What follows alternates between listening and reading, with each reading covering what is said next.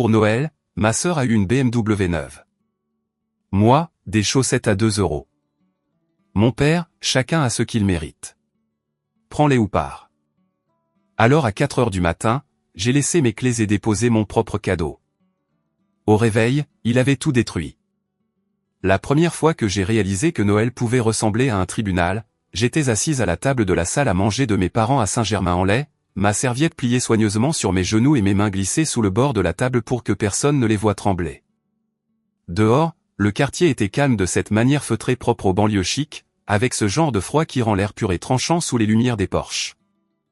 À l'intérieur, la maison de mes parents était chaude, lumineuse et bondée, pleine d'odeurs de cannelle et de rôti, et des voix superposées de gens qui adoraient parler les uns par-dessus les autres. Maman avait mis les petits plats dans les grands, comme toujours. Un gros rôti glacé et brillant, un gratin dauphinois bouillonnant sur les bords, des petits pains enveloppés dans une serviette pour rester chaud. Le sapin de Noël dans le salon clignotait à travers l'encadrement de la porte comme s'il essayait de me convaincre que tout allait bien. J'étais assise à ma place habituelle, celle que j'occupais depuis l'enfance, au milieu de la table, assez près de la cuisine pour être utile, assez loin du centre pour être oubliable. En face de moi, ma sœur cadette, Manon, ressemblait à une page de catalogue de fêtes, les cheveux bouclés, le pull parfait, les joues rosies par l'excitation. Elle ne cessait de jeter des coups d'œil vers le couloir comme si elle attendait que quelqu'un appelle son nom pour annoncer qu'elle avait gagné quelque chose. Papa était en bout de table, découpant la viande comme un homme persuadé que le monde avait encore du sens tant qu'on faisait les choses dans le bon ordre. Il portait une chemise impeccable, les manches retroussées juste ce qu'il fallait pour paraître décontracté, et il avait cet air satisfait qu'il arborait quand la famille était réunie et que tout le monde se tenait bien. Maman flottait entre les chaises, remplissant les verres, touchant les épaules, riant trop fort à des blagues qu'elle avait entendues 100 fois. Elle portait un rouge à lèvres assorti à ses ongles, et chaque fois qu'elle souriait, je pouvais voir à quel point elle était fière de l'image que nous renvoyions. Si vous écoutez ceci en ce moment, je dois vous demander ce que vous faites pendant votre écoute. Êtes-vous en train de plier du linge, de conduire pour rentrer chez vous, de remuer quelque chose sur la cuisinière? Quant à moi, j'étais assise à cette table, les genoux serrés, essayant d'avaler une boule dans ma gorge sans que personne ne le remarque. Si vous vous êtes déjà senti invisible dans une pièce remplie de votre propre famille, n'hésitez pas à cliquer sur j'aime, à vous abonner, et dites-moi d'où vous écoutez, car je vous promets que vous n'êtes pas seul dans ce cas. Le dîner avançait comme il le faisait toujours, comme une chanson familière. Tante Isabelle parlait de la collecte de fonds de sa paroisse. Le mari de quelqu'un racontait une histoire sur les embouteillages de l'autoroute A13 et comment les gens oubliaient de conduire dès qu'il neigeait.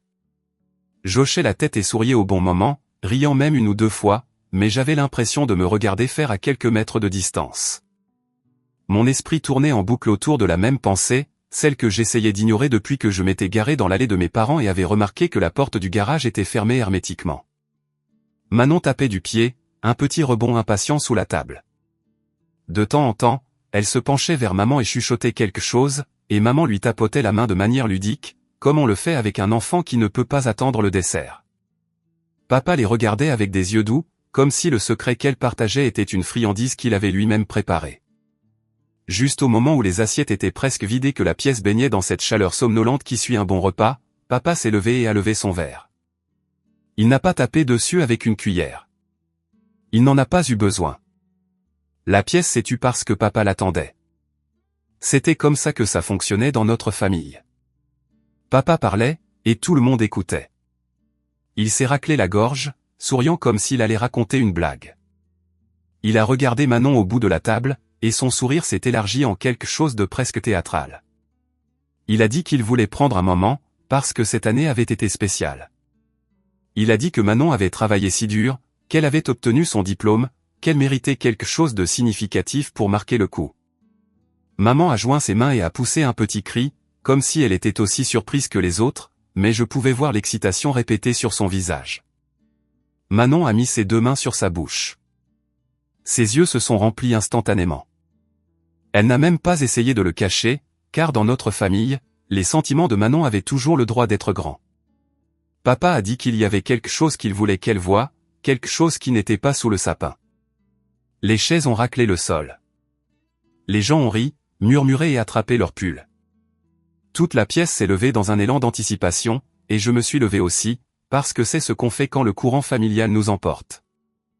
Nous avons traversé le couloir comme une petite parade, les chaussures claquant contre le parquet, notre souffle devenant visible une seconde quand la porte s'est ouverte et que l'air froid nous a giflé le visage. Le garage sentait le caoutchouc, l'huile et cette légère odeur chimique sucrée du neuf. Papa a allumé les plafonniers, et pendant un instant, tout était immobile, comme si l'air lui-même retenait son souffle. Elle était là. Une BMW X5, modèle 2026, d'une peinture blanche si brillante qu'elle reflétait les guirlandes lumineuses du garage comme des étoiles. Un énorme nœud rouge trônait sur le capot, brillant comme un panneau stop, le ruban étiré sur le pare-brise comme sur un paquet cadeau. Manon a émis un son mi-sanglot mi-rire et s'est mise à pleurer de tout son corps, le genre de pleurs qu'on a quand on se sent adoré. Elle a couru vers l'avant et a pressé ses mains contre la portière, comme si elle avait besoin de la toucher pour prouver qu'elle était réelle. Maman a ri, fort et ravie, son rire résonnant sur les murs. Elle a passé ses bras autour de Manon par derrière, et Manon s'est appuyée contre elle comme si c'était sa place. Les gens ont applaudi. Tante Isabelle a dit « Oh mon Dieu !» Quelqu'un a sifflé. Papa se tenait les mains sur les hanches, absorbant tout cela comme un homme qui venait de réussir le tour de magie parfait. Papa l'a répété, cadeau de fin d'études, parce qu'elle avait travaillé si dur. Il a dit qu'il voulait que sa petite fille ait quelque chose dont elle puisse être fière.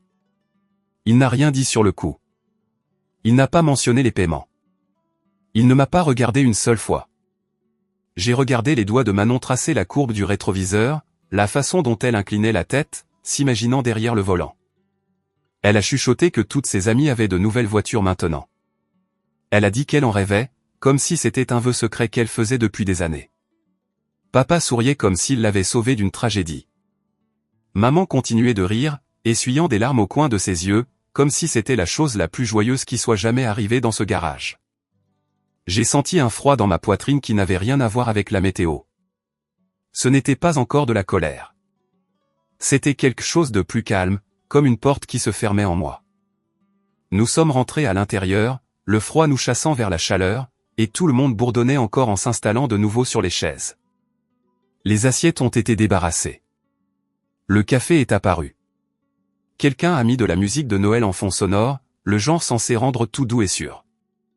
Papa a dit à Manon de s'asseoir, car il y avait une dernière partie à la soirée. Il a dit qu'il y avait des cadeaux. Maman a dirigé tout le monde vers le salon, mais papa a insisté pour que nous finissions d'abord à table, comme si la salle à manger était le lieu où se prenaient les décisions familiales. Manon était assise, vibrant pratiquement sur place. Tante Isabelle lui a tapoté la main et a dit qu'elle le méritait. Papa a hoché la tête en signe d'accord. Puis, avec un geste théâtral qui m'a noué l'estomac, maman a fait glisser un petit sac cadeau sur la table vers moi.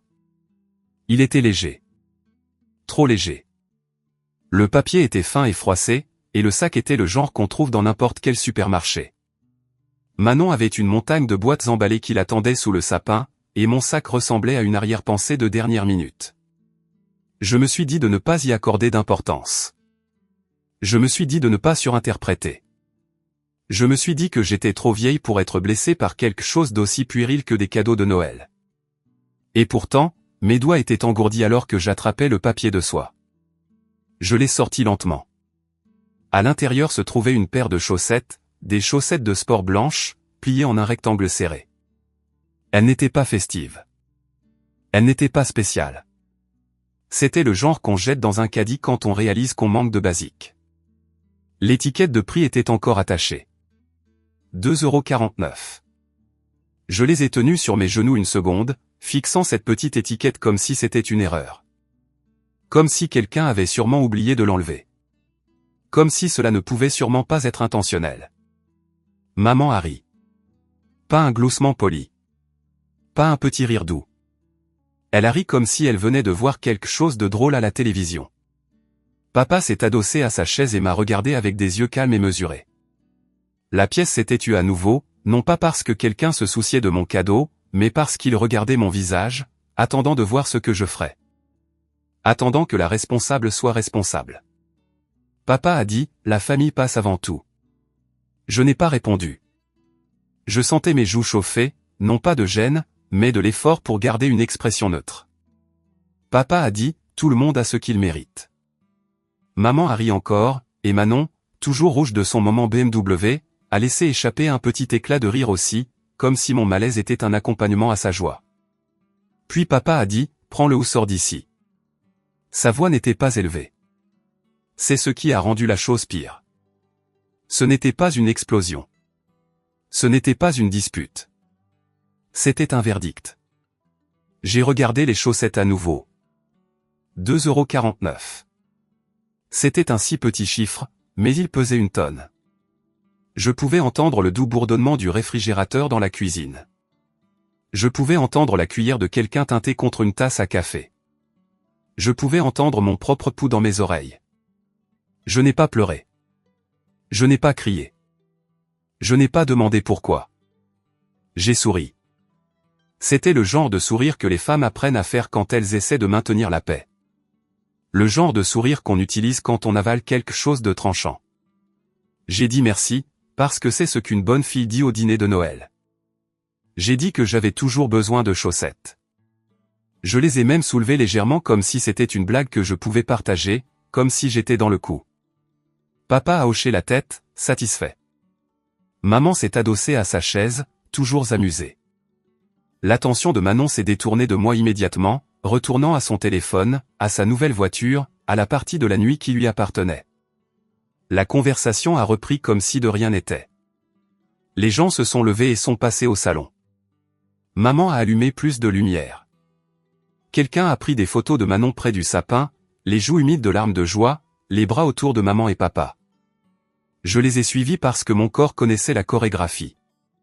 Je me suis tenu à l'écart pendant que Manon ouvrait quelques cadeaux de plus, et j'ai applaudi au bon moment. Mes mains semblaient appartenir à quelqu'un d'autre. La pièce devenait floue sur les bords, non pas parce que j'avais le vertige, mais parce que quelque chose en moi rétrécissait son champ de vision. Tout ce que je pouvais voir, c'était ce nœud. Ce capot blanc brillant. Cette étiquette de prix sur mes chaussettes. À un moment donné, papa est passé devant moi et m'a tapoté l'épaule, une petite pression ferme, comme si j'étais un chien bien dressé. Il m'a dit que j'étais toujours la plus forte. Il m'a dit qu'il savait que je comprenais ce que signifiait la famille. J'ai hoché la tête, parce que si j'ouvrais la bouche, je n'étais pas sûr de ce qui en sortirait. Quand la nuit a finalement ralenti, quand les gens ont commencé à bâiller, à s'embrasser et à se couvrir pour partir, maman m'a serré dans ses bras et m'a dit bonne nuit. Elle m'a dit de conduire prudemment. Elle m'a dit qu'elle était fière de moi. Elle m'a dit qu'elle m'aimait. J'ai dit je t'aime aussi, parce que les vieilles habitudes ont la vie dure. Manon a à peine levé les yeux quand je lui ai dit bonne nuit. Elle tenait toujours ses clés, les tournant dans sa main comme si elle ne pouvait pas croire qu'elles étaient réelles. Elle a dit quelque chose à propos de sortir la BMW à la première heure le lendemain matin, peut-être poster une vidéo. Elle a dit qu'elle avait hâte de montrer ça à tout le monde. Papa a verrouillé la porte derrière le dernier invité. Il a vérifié les fenêtres comme il le faisait toujours. Maman a éteint la lumière de la cuisine. La maison s'est installée dans son calme nocturne, et je suis resté dans le couloir un moment, écoutant le son étouffé du rire de Manon venant de l'étage. Je suis entré dans ma chambre d'enfance, les mêmes murs pâles, le même grincement familier dans la latte du parquet près de la commode. Le couvre-lit était sur le thème des fêtes, quelque chose que maman avait mis pour rendre l'endroit douillet. La lampe projetait un cercle de lumière chaude sur la table de nuit. Je me suis assise sur le bord du lit avec les chaussettes toujours à la main. 2,49 €. J'ai pensé à la voix de papa, calme et certaine. La famille passe avant tout. Tout le monde a ce qu'il mérite. Prends-le ou sors d'ici. J'ai réalisé qu'il m'avait déjà dit exactement où je me situais. Et pour la première fois de ma vie, je n'ai pas ressenti l'envie de regagner son approbation. Je n'ai pas ressenti l'envie de m'expliquer. Je n'ai pas ressenti l'envie d'arranger les choses. Je me sentais juste fatigué. J'ai posé les chaussettes sur la table de nuit comme si c'était des preuves à conviction. J'ai éteint la lampe, et l'obscurité a rempli la pièce. Au bout du couloir, j'ai entendu le rire de maman à nouveau, plus doux maintenant, comme si elle revivait le moment. Je suis resté allongé là, fixant le plafond, écoutant la maison respirer, et je savais que quand le matin viendrait, je n'allais pas être la personne qu'ils attendaient.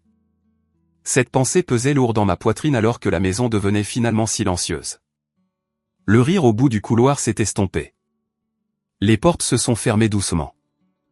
Les tuyaux ont cliqueté alors que quelqu'un faisait couler de l'eau.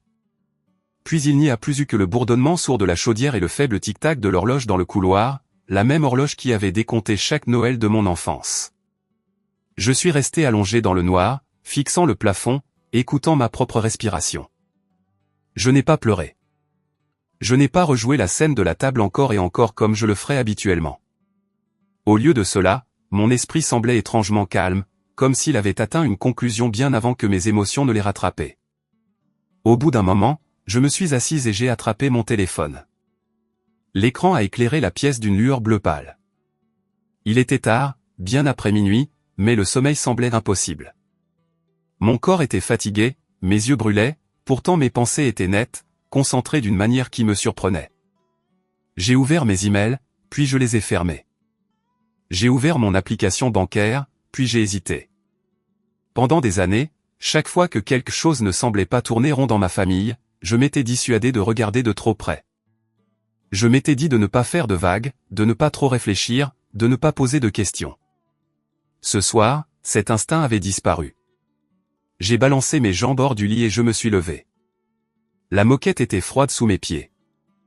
J'ai marché à pas feutrés à travers la pièce jusqu'au bureau que maman appelait encore mon coin étude, même si ce n'était en réalité qu'un vieux meuble d'un magasin de déstockage et une chaise qui vacillait si on se penchait trop en arrière. Je me suis assise et j'ai ouvert mon ordinateur portable. L'écran s'est allumé, et avec lui, la réalité silencieuse de ma vie. Pas des souvenirs. Pas des émotions. Juste des faits. Je me suis connecté à mon compte bancaire en premier. La liste familière des transactions a rempli l'écran, nette et ordonnée, des lignes de responsabilités empilées les unes sur les autres. Je n'ai pas fait défiler loin. Je n'en avais pas besoin. Le paiement du crédit immobilier était là, programmé, comme il l'était depuis des années. Automatique. Fiable. Mon nom y est attaché, pas celui de papa. Le mien, Élise. J'ai cliqué sur les détails. Le montant. La date. La confirmation que cela serait traité sans que personne n'ait besoin de lever le petit doigt. Je me suis adossé à la chaise et j'ai fermé les yeux une seconde. Puis j'ai ouvert le compte d'assurance. Assurance auto. La police couvrait les 2 véhicules de mes parents. Mon email. Mon numéro de téléphone. Mon moyen de paiement. Tout cela lié à moi, comme une toile que j'avais tissée lentement, une décision serviable à la fois. Les charges courantes venaient ensuite. Électricité. Gaz. Eau. Tout ce qui gardait la maison chaude, lumineuse et confortable pendant un hiver en Île-de-France. Tout en prélèvement automatique. Tout géré via des identifiants que papa n'avait jamais pris la peine d'apprendre parce qu'il n'en avait pas besoin. La taxe foncière suivait. Mensualisée, prélevée proprement chaque mois, loin des yeux, loin du cœur. Encore une fois, mon nom. Mon compte. Ma responsabilité. Je suis resté assise là à fixer l'écran, le doux vrombissement du ventilateur de l'ordinateur portable étant le seul son dans la pièce. C'était la vérité que je ne m'étais jamais autorisé à dire à voix haute. Pas à mes amis. Pas à mes collègues. Pas même à moi-même. Leur vie fonctionnait parce que je la faisais fonctionner. J'ai pensé à papa debout dans le garage, le torse bombé, se prélassant sous les applaudissements pendant que Manon pleurait sur sa BMW. J'ai pensé à la façon dont il avait parlé, confiant, sûr de lui, comme un homme qui croyait avoir le contrôle. Tout va bien, disait-il toujours. C'était sa phrase préférée aussi loin que je m'en souvienne. Tout va bien, tant que les lumières restent allumées. Tout va bien, tant que les factures sont payées. Tout va bien, tant que quelqu'un d'autre gère discrètement les détails. La décision d'acheter cette voiture n'avait pas été pratique. Elle n'avait pas été planifiée. Elle avait été émotionnelle, motivée par l'orgueil et la pression et le désir de voir Manon heureuse, de lui donner ce que ses amis avaient, de se sentir comme un père généreux. Je pouvais voir cela clairement maintenant, sans amertume, sans colère. Ce qu'il n'avait pas fait, c'était penser à ce qui se passerait ensuite. J'ai ouvert un nouvel onglet et je me suis connecté au portail de paiement. Mes mains étaient stables. Cela m'a surprise. Je m'attendais à ce qu'elle tremble, qu'elle hésite, qu'elle se fige comme elle le faisait toujours quand la famille était impliquée. Au lieu de cela, elles ont bougé avec une certitude tranquille. J'ai cliqué sur le crédit immobilier. Il y avait une petite option en dessous, quelque chose que je n'avais jamais touché auparavant. Annuler le prélèvement automatique. Les mots étaient là, simples et sans prétention. Pas de bannière d'avertissement. Pas de fenêtre pop-up dramatique. Juste un choix. J'ai passé le curseur dessus et j'ai attendu que la culpabilité surgisse. Que la panique arrive. Que la voix familière dans ma tête commence à lister toutes les raisons pour lesquelles ce serait mal. Rien de tout cela n'est venu. J'ai cliqué. Une fenêtre de confirmation est apparue, me demandant de vérifier. Je l'ai fait. L'écran s'est rafraîchi, et le paiement a disparu du calendrier. Annulé, avec effet immédiat. J'ai pris une lente inspiration. Ensuite, c'était l'assurance auto. Le même processus. La même finalité propre et silencieuse. Résilié, avec effet immédiat. Les services publics ont suivi. Un par un. Chaque clic ressemblait moins à un acte de rébellion qu'au fait de poser quelque chose après l'avoir porté trop longtemps. La taxe foncière était la dernière. J'ai fait une pause là un instant, mon doigt planant sur le pavé tactile. Les impôts ne sont pas quelque chose qu'on rate à la légère. Ce n'est pas quelque chose qu'on oublie. C'est le genre de chose qui revient avec des conséquences. J'ai pensé à la voix de papa à table.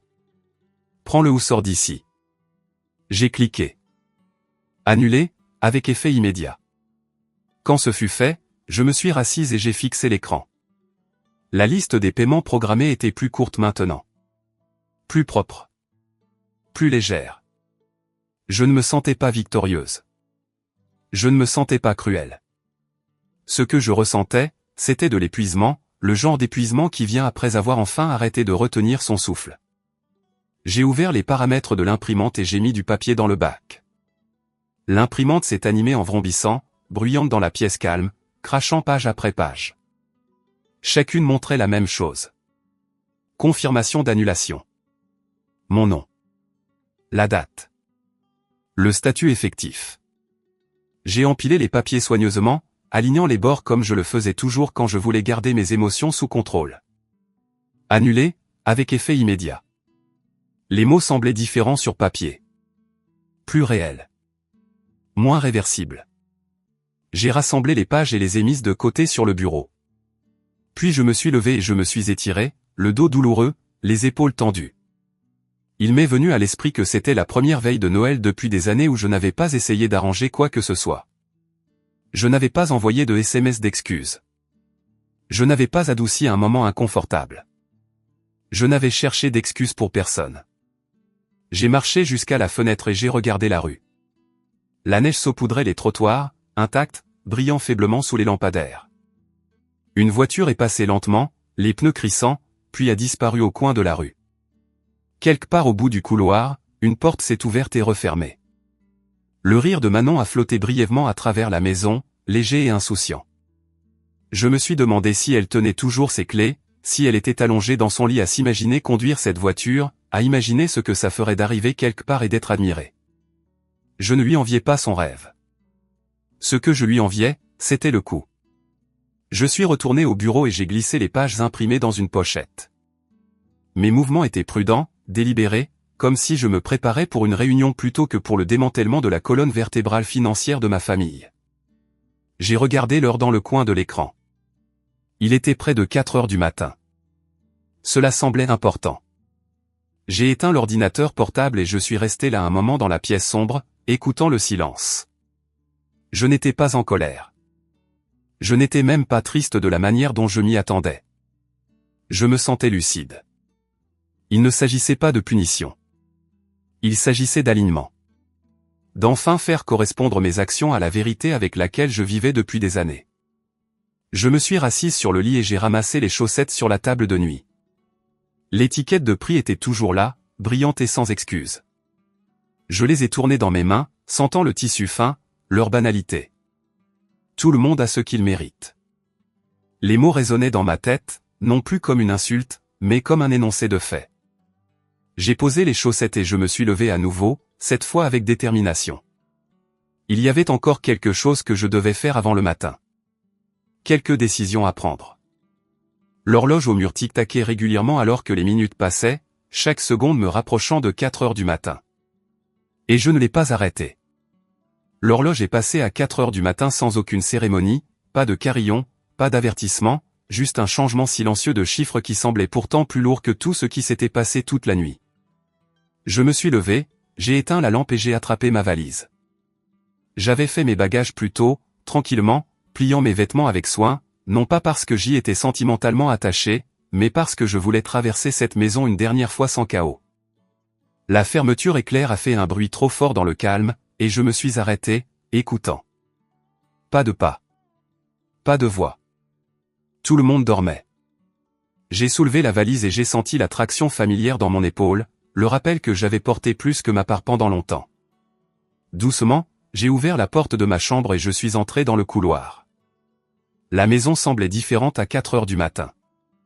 Dépouillée du bruit, dépouillée de la performance. Juste des murs, des sols et des meubles contenant des décennies de souvenirs qui semblaient soudain lointains, comme s'ils appartenaient à quelqu'un d'autre. Je suis passé devant les photos encadrées au mur. Anniversaire. Diplôme. Vacances. Des visages souriants figés dans le temps. Je ne me suis pas arrêté pour les étudier. Je n'ai pas tendu la main pour toucher les cadres. J'ai continué à marcher. L'escalier a craqué doucement sous mon poids. Je me suis arrêté à mi-chemin, retenant mon souffle, attendant qu'une lumière s'allume, qu'une voix appelle mon nom. Rien ne s'est passé. La maison est restée endormie. Dans la cuisine, le sapin de Noël brillait toujours doucement dans le coin, les lumières clignotant à un rythme lent et paresseux. Des boîtes emballées trônaient dessous, certaines déjà déchirées, d'autres intactes. La pièce sentait faiblement la nourriture, le pain et quelque chose de sucré venant des bougies de maman. J'ai posé ma valise près de la table et j'ai mis la main dans ma poche. La clé de la maison semblait plus lourde qu'elle ne l'avait jamais été auparavant. Je l'ai posée soigneusement sur la surface en bois, juste là où papa laissait toujours tomber ses clés en rentrant. Je n'ai pas ajouté mes clés de voiture. Celles-là sont restées dans ma poche de manteau, là où était leur place. Pendant un moment, je suis resté là, regardant ce petit morceau de métal, sachant exactement ce qu'il signifiait. Ce n'était pas dramatique. Ce n'était pas symbolique d'une manière que quiconque apprécierait au premier coup d'œil. C'était pratique. Définitif. J'ai fouillé dans mon sac et j'ai sorti la pochette que j'avais préparée. À l'intérieur se trouvaient les confirmations imprimées, empilées proprement, les bords encore nets. Annulé, avec effet immédiat. Crédit immobilier. Assurance auto. Charge. Tout ce qui avait discrètement maintenu cette maison ensemble. Je me suis agenouillé et j'ai glissé la pochette sous le sapin, la plaçant soigneusement parmi le papier cadeau et les nœuds, la positionnant de manière à ce qu'elle soit impossible à manquer. C'était le seul cadeau que je laissais derrière moi. J'ai hésité juste une seconde, puis j'ai sorti un petit morceau de papier et j'ai écrit une courte ligne de ma propre écriture. Rien de dramatique. Rien de long. La famille passe avant tout. Tout le monde a ce qu'il mérite. J. Et plié le papier une fois et je l'ai glissé dans la pochette. C'était tout. Pas de longues notes. Pas d'explication. Pas d'excuses. J'avais passé des années à m'expliquer. Ce soir, j'ai laissé mes actions parler à la place. Je n'ai pas réveillé maman. Je n'ai pas frappé à la porte de Manon. Je n'ai pas regardé vers le bureau de papa, où la lumière était toujours allumée tard dans la nuit, même quand aucun travail n'était fait. J'ai enfilé mon manteau, passé mon sac à main sur mon épaule et soulevé la valise à nouveau. Le poids semblait différent maintenant, gérable, comme s'il correspondait à ce que je portais à l'intérieur pour la première fois depuis longtemps. À la porte d'entrée, je me suis arrêté la main sur la poignée. La maison était complètement silencieuse, comme si elle retenait son souffle. Pendant un bref instant, une pensée a traversé mon esprit. Pas de regret, pas de peur, juste une conscience tranquille qu'une fois sorti, il n'y aurait pas de chemin facile pour revenir en arrière. Pas moyen de prétendre que c'était un malentendu. Pas moyen d'aplanir les choses plus tard. J'ai ouvert la porte et je suis sorti dans le froid. L'air a frappé mon visage, vif et propre, et j'ai inspiré profondément. La neige a crissé doucement sous mes chaussures alors que je descendais les marches du perron. Le quartier était endormi, lumières éteintes, voitures alignées proprement le long de la rue, l'illusion de stabilité intacte. J'ai chargé ma valise dans le coffre de ma voiture et je l'ai fermée doucement. Le son a résonné plus fort que je ne l'attendais dans la rue calme. Quand je me suis glissé sur le siège conducteur et que j'ai démarré le moteur, les lumières du tableau de bord se sont allumées, familières et réconfortantes. J'ai ajusté les rétroviseurs par habitude, mes mains bougeant en pilote automatique, et puis je me suis éloigné du trottoir. Alors que je traversais le quartier, j'ai remarqué des choses auxquelles je n'avais jamais prêté attention auparavant. La façon dont les lampadaires projetaient des halos doux sur la neige. La forme des maisons contre le ciel sombre. L'immobilité. C'était la même route que j'avais empruntée d'innombrables fois, rentrant pour les fêtes, apportant des cadeaux, apportant de l'aide, me ramenant dans un rôle qui ne me convenait plus. Ce soir, c'était différent. J'ai tourné sur la route principale et j'ai regardé la maison disparaître dans mon rétroviseur. Je m'attendais à ce qu'il se passe quelque chose de dramatique en moi.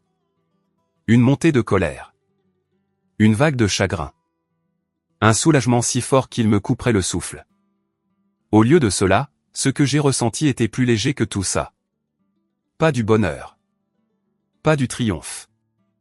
Juste de l'espace. Mon téléphone a vibré une fois sur le siège passager. Je ne l'ai pas regardé.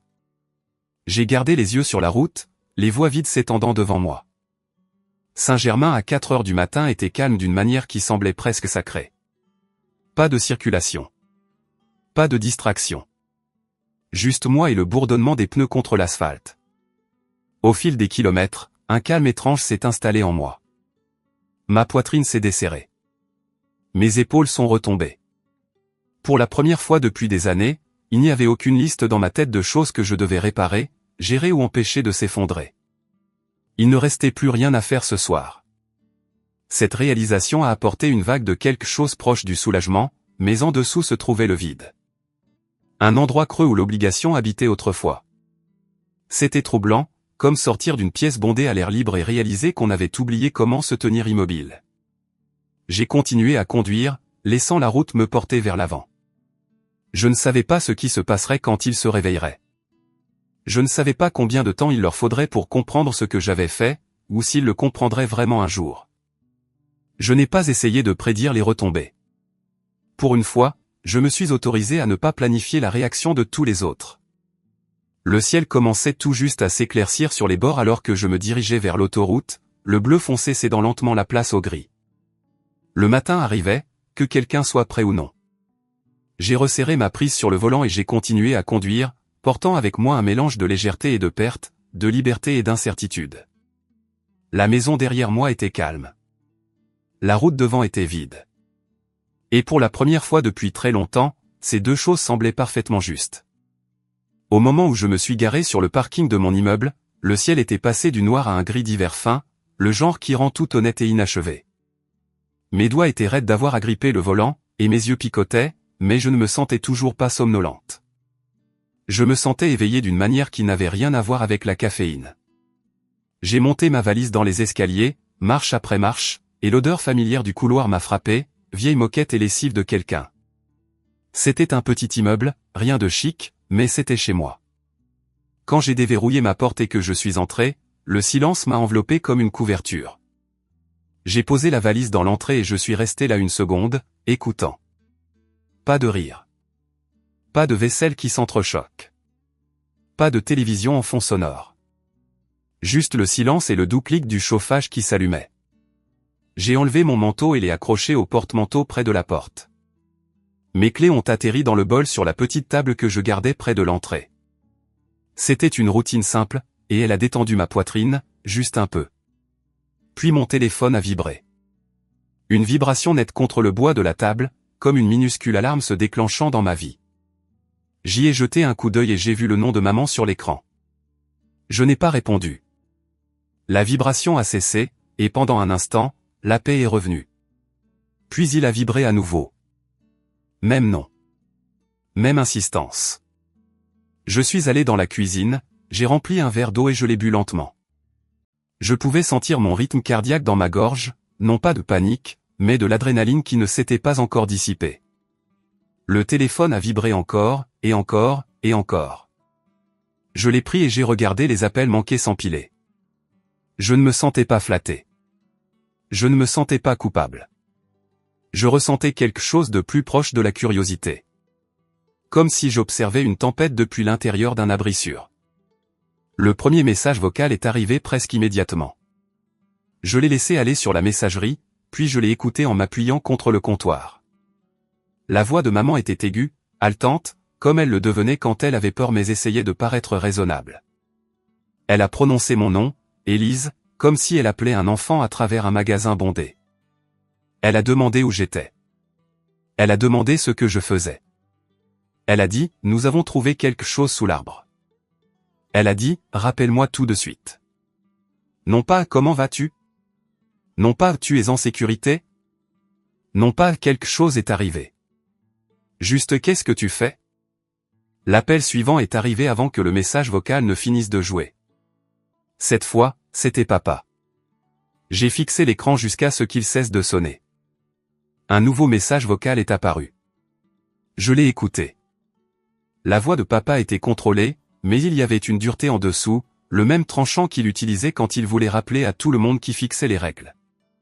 Il a dit que je devais décrocher le téléphone. Il a dit que ce n'était pas drôle. Il a dit que je faisais ma dramatique. Il a dit, on peut en parler comme des adultes.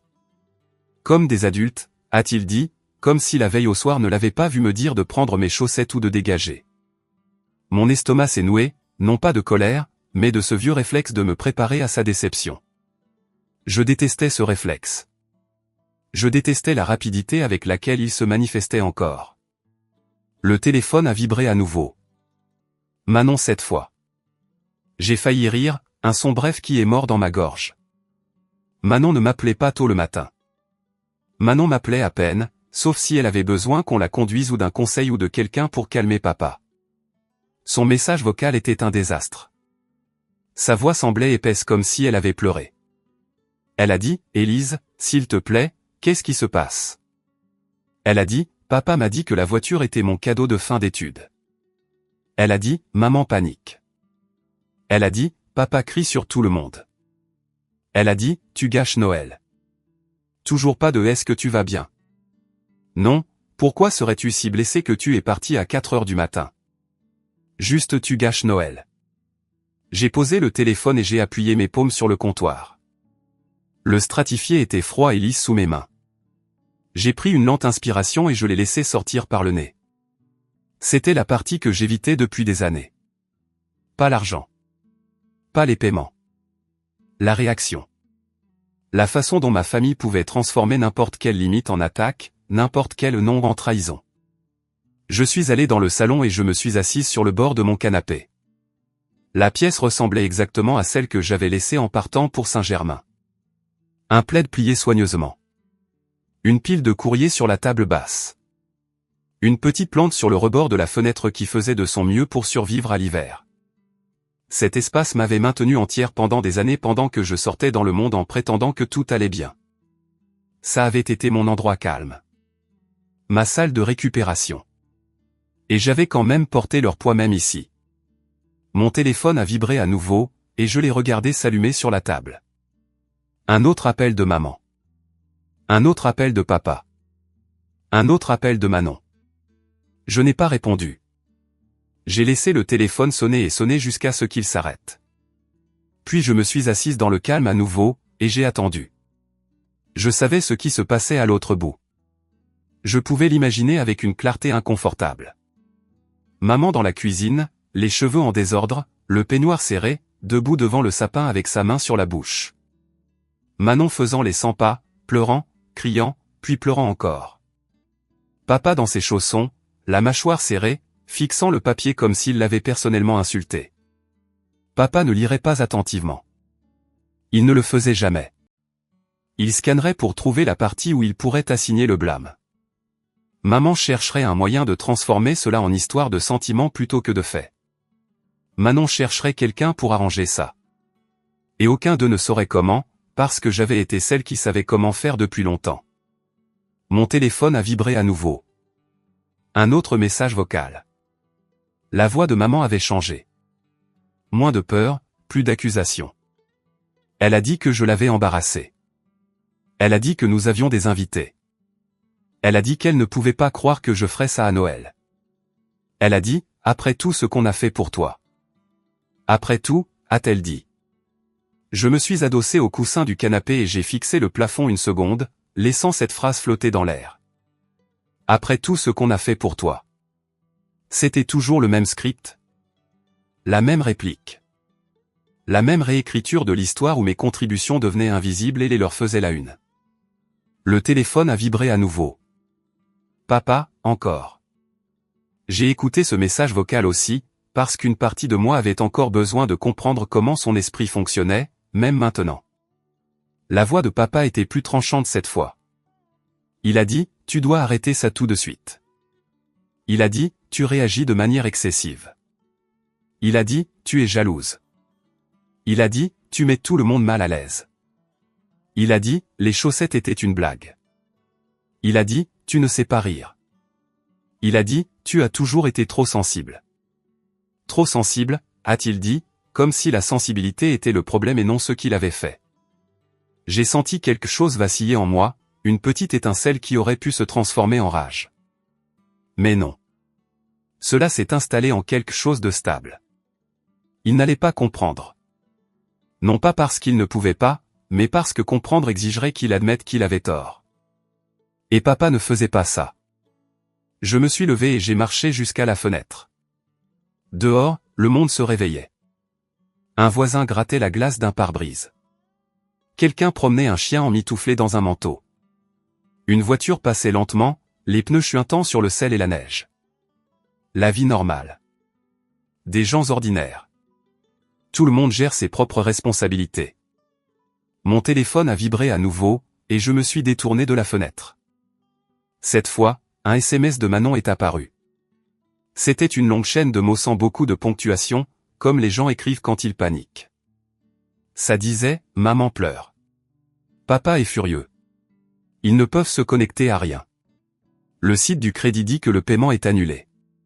Le compte d'assurance dit que la police est résiliée. La compagnie d'électricité les a mis en attente et a demandé un mot de passe que papa ne connaît pas. Il hurle que tu as fait ça pour nous punir. S'il te plaît décroche, Élise, s'il te plaît. Je pouvais presque entendre sa voix en le lisant, la façon dont elle monte et descend quand elle essaie de passer pour la victime même quand elle ne comprend pas toute l'histoire. J'ai posé le téléphone à nouveau et je me suis frotté le front. Ils ne peuvent se connecter à rien. Papa ne connaît pas le mot de passe. La compagnie d'électricité a demandé un mot de passe que papa ne connaît pas. Une partie de moi ressentait une satisfaction amère, et je n'aimais pas cette partie. Je ne voulais pas être quelqu'un qui prenait plaisir à voir les gens lutter. Mais une autre partie de moi, la partie qui avait été ignorée pendant des années, se sentait validée. Il ne savait même pas ce que j'avais fait. Il vivait à l'intérieur d'un système que j'avais construit et maintenu, et il n'avait jamais pris la peine d'apprendre comment il fonctionnait. Il n'avait jamais pris la peine de demander si c'était trop lourd à porter pour moi. Il m'avait appelé responsable, mais il ne m'avait jamais traité avec respect. Mon téléphone a vibré à nouveau. Maman encore. J'ai laissé faire. Je suis allé dans ma chambre et je me suis assise sur le bord du lit, le même lit dans lequel je m'étais effondré tant de soirs après de longues journées de travail. J'ai enlevé mes chaussures et je me suis massé les pieds, essayant de m'ancrer dans mon propre corps au lieu du chaos qui se déroulait à des kilomètres de là. Le téléphone a vibré à nouveau. Papa encore. Puis un autre SMS de maman. Ça disait, décroche tout de suite. Ça disait, c'est injustifié. Ça disait, tu fais du mal à ton père. Ça disait, je ne sais pas pour qui tu te prends. Et puis ça a dit quelque chose qui m'a fait tomber l'estomac, non pas parce que ça me faisait peur, mais parce que ça me montrait exactement à quel point leur sentiment de dû était profond. Ça disait, tu as un bon travail. Tu as les moyens d'aider. Arrête d'être égoïste. Égoïste. J'ai lu le mot 2 fois, le laissant pénétrer. C'était l'histoire qu'ils se racontaient en temps réel. Pas qu'ils s'étaient reposés sur moi. Pas qu'ils avaient pris sans demander. Pas qu'ils s'étaient moqués de moi à table et m'avaient dit de dégager. Non. J'étais égoïste. Je me suis levé et je suis retourné dans le salon. Mes mains étaient stables à nouveau. J'ai pris mon téléphone, l'ai tenu dans ma paume, et j'ai senti la vibration d'un autre appel entrant. Papa. J'ai regardé ça sonner jusqu'à ce que ça devienne silencieux. Je ne voulais pas entendre sa voix. Pas encore. Peut-être jamais. Le jour dehors continuait d'avancer. La lumière devenait plus brillante.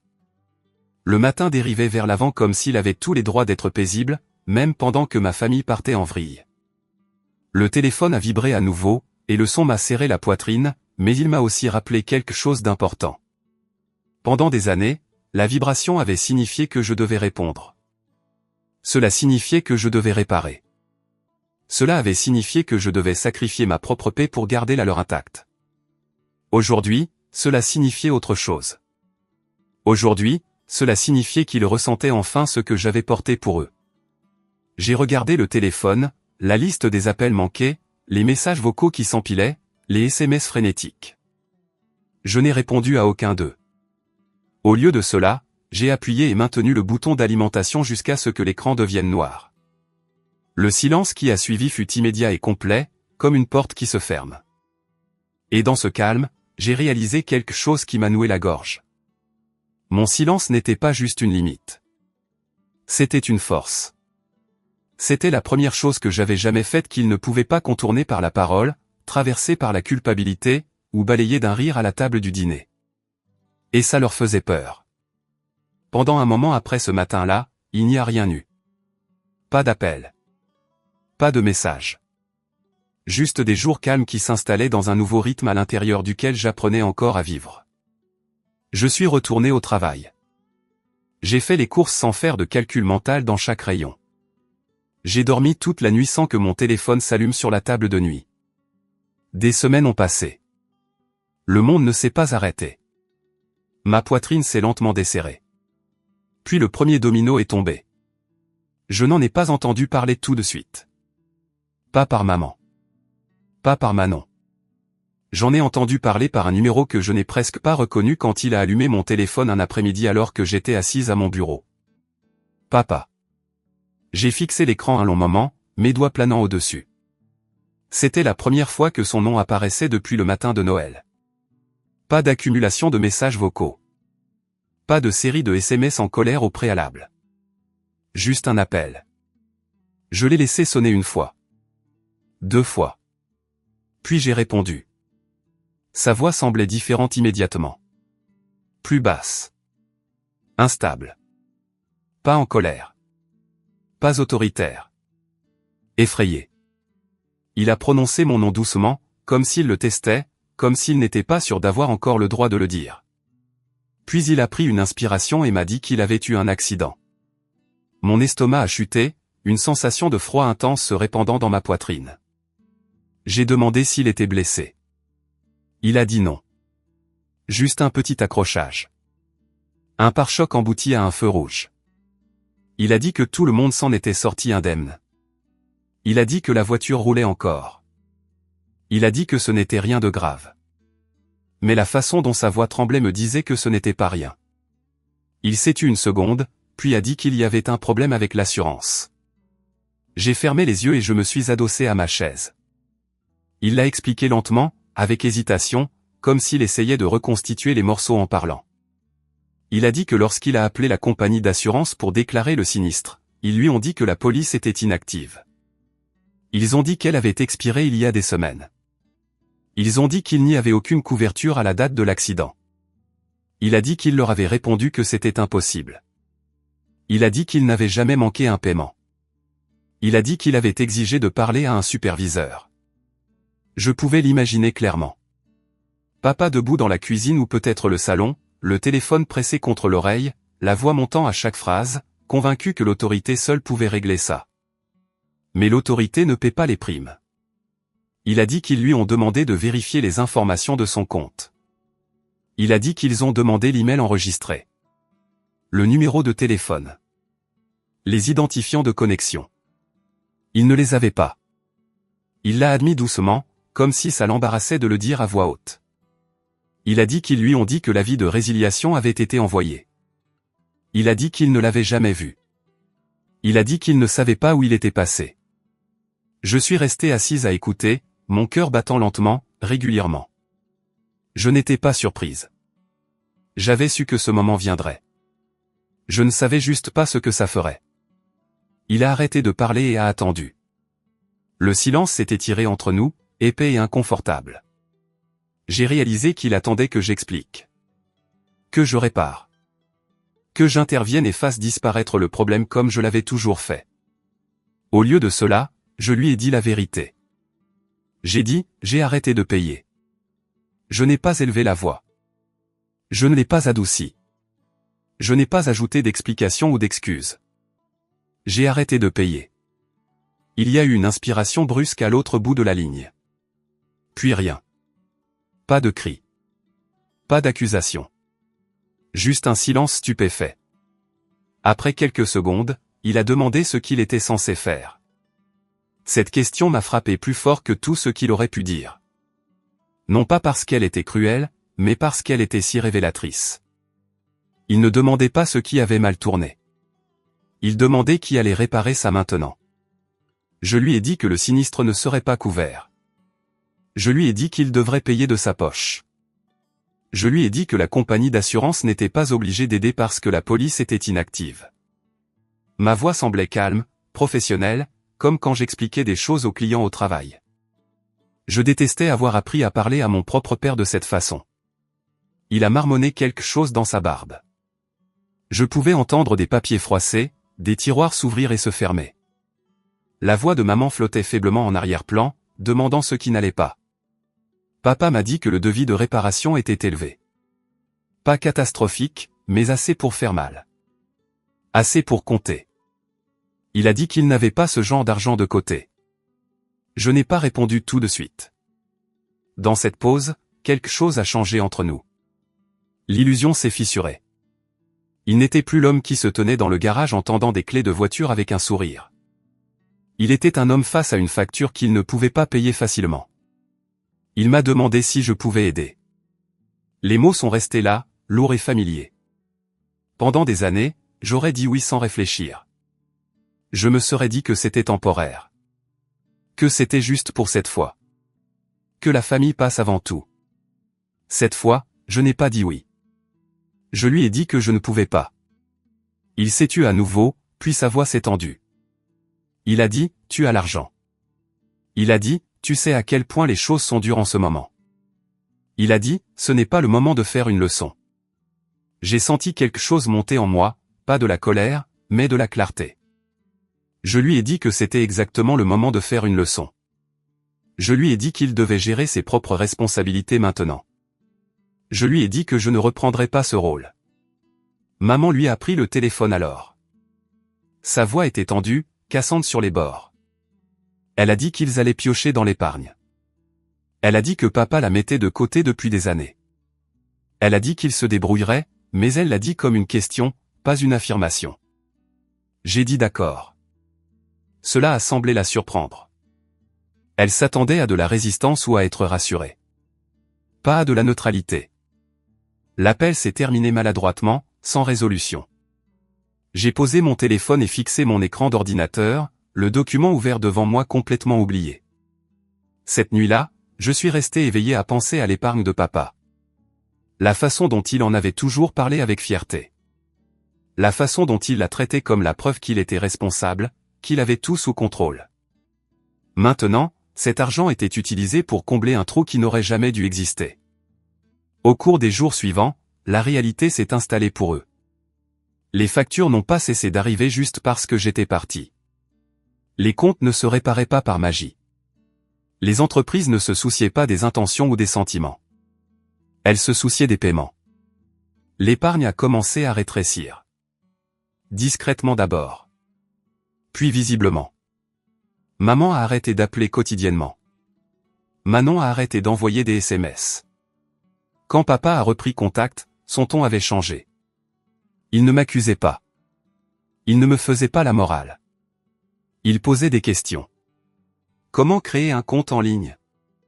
Comment réinitialiser un mot de passe? Comment parler à la compagnie d'électricité?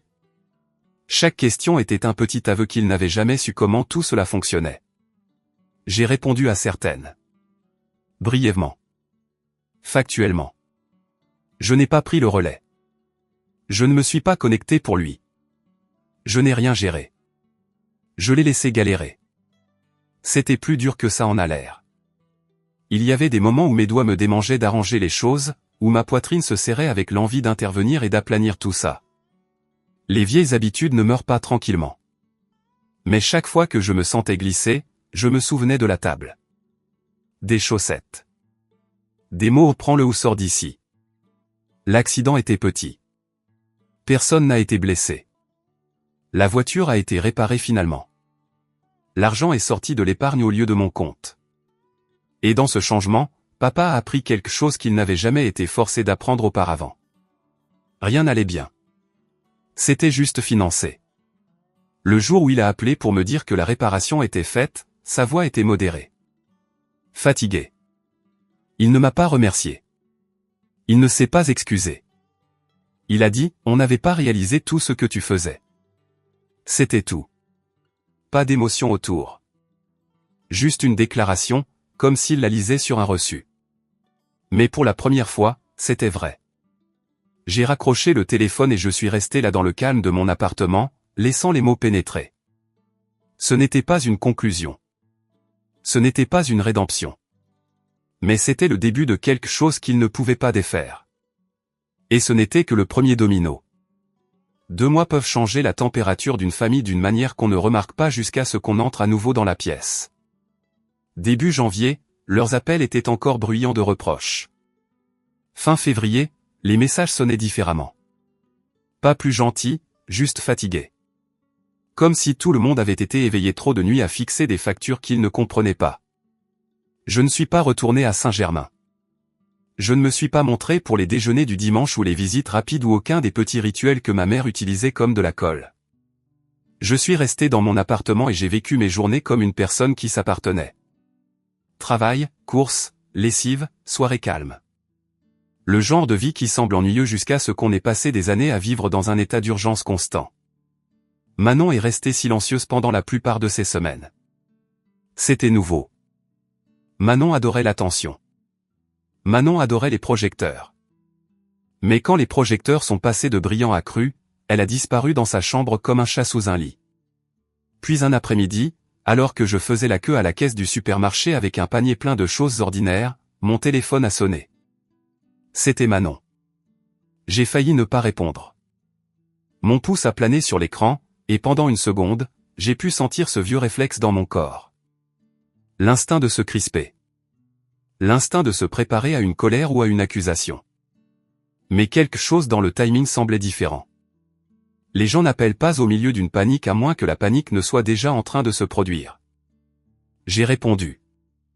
Au début, tout ce que j'ai entendu, c'était du bruit. Du vent. Un moteur lointain. Une voix ne formant pas tout à fait des mots. Puis Manon a dit mon nom, et ça ne ressemblait pas à la Manon que je connaissais. Elle avait l'air petite, comme si elle avait été comprimée. Elle a dit qu'elle avait besoin de papa. Elle a dit qu'elle ne pouvait pas le joindre. Elle a dit que quelque chose se passait. Je lui ai demandé où elle était. Elle m'a dit qu'elle était sur une route près d'un centre commercial, non loin de la maison.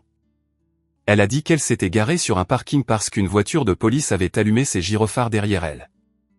Une voiture de police, ai-je répété, parce que mon esprit ne voulait pas traiter l'information. Le souffle de Manon s'est bloqué. Elle a dit qu'elle n'avait pas fait d'excès de vitesse. Elle a dit qu'elle ne savait pas ce qu'elle avait fait. Elle a dit que l'agent lui avait dit d'éteindre le moteur et de rester dans la voiture. J'ai demandé si elle allait bien. Elle a dit oui, mais elle avait l'air de ne pas y croire.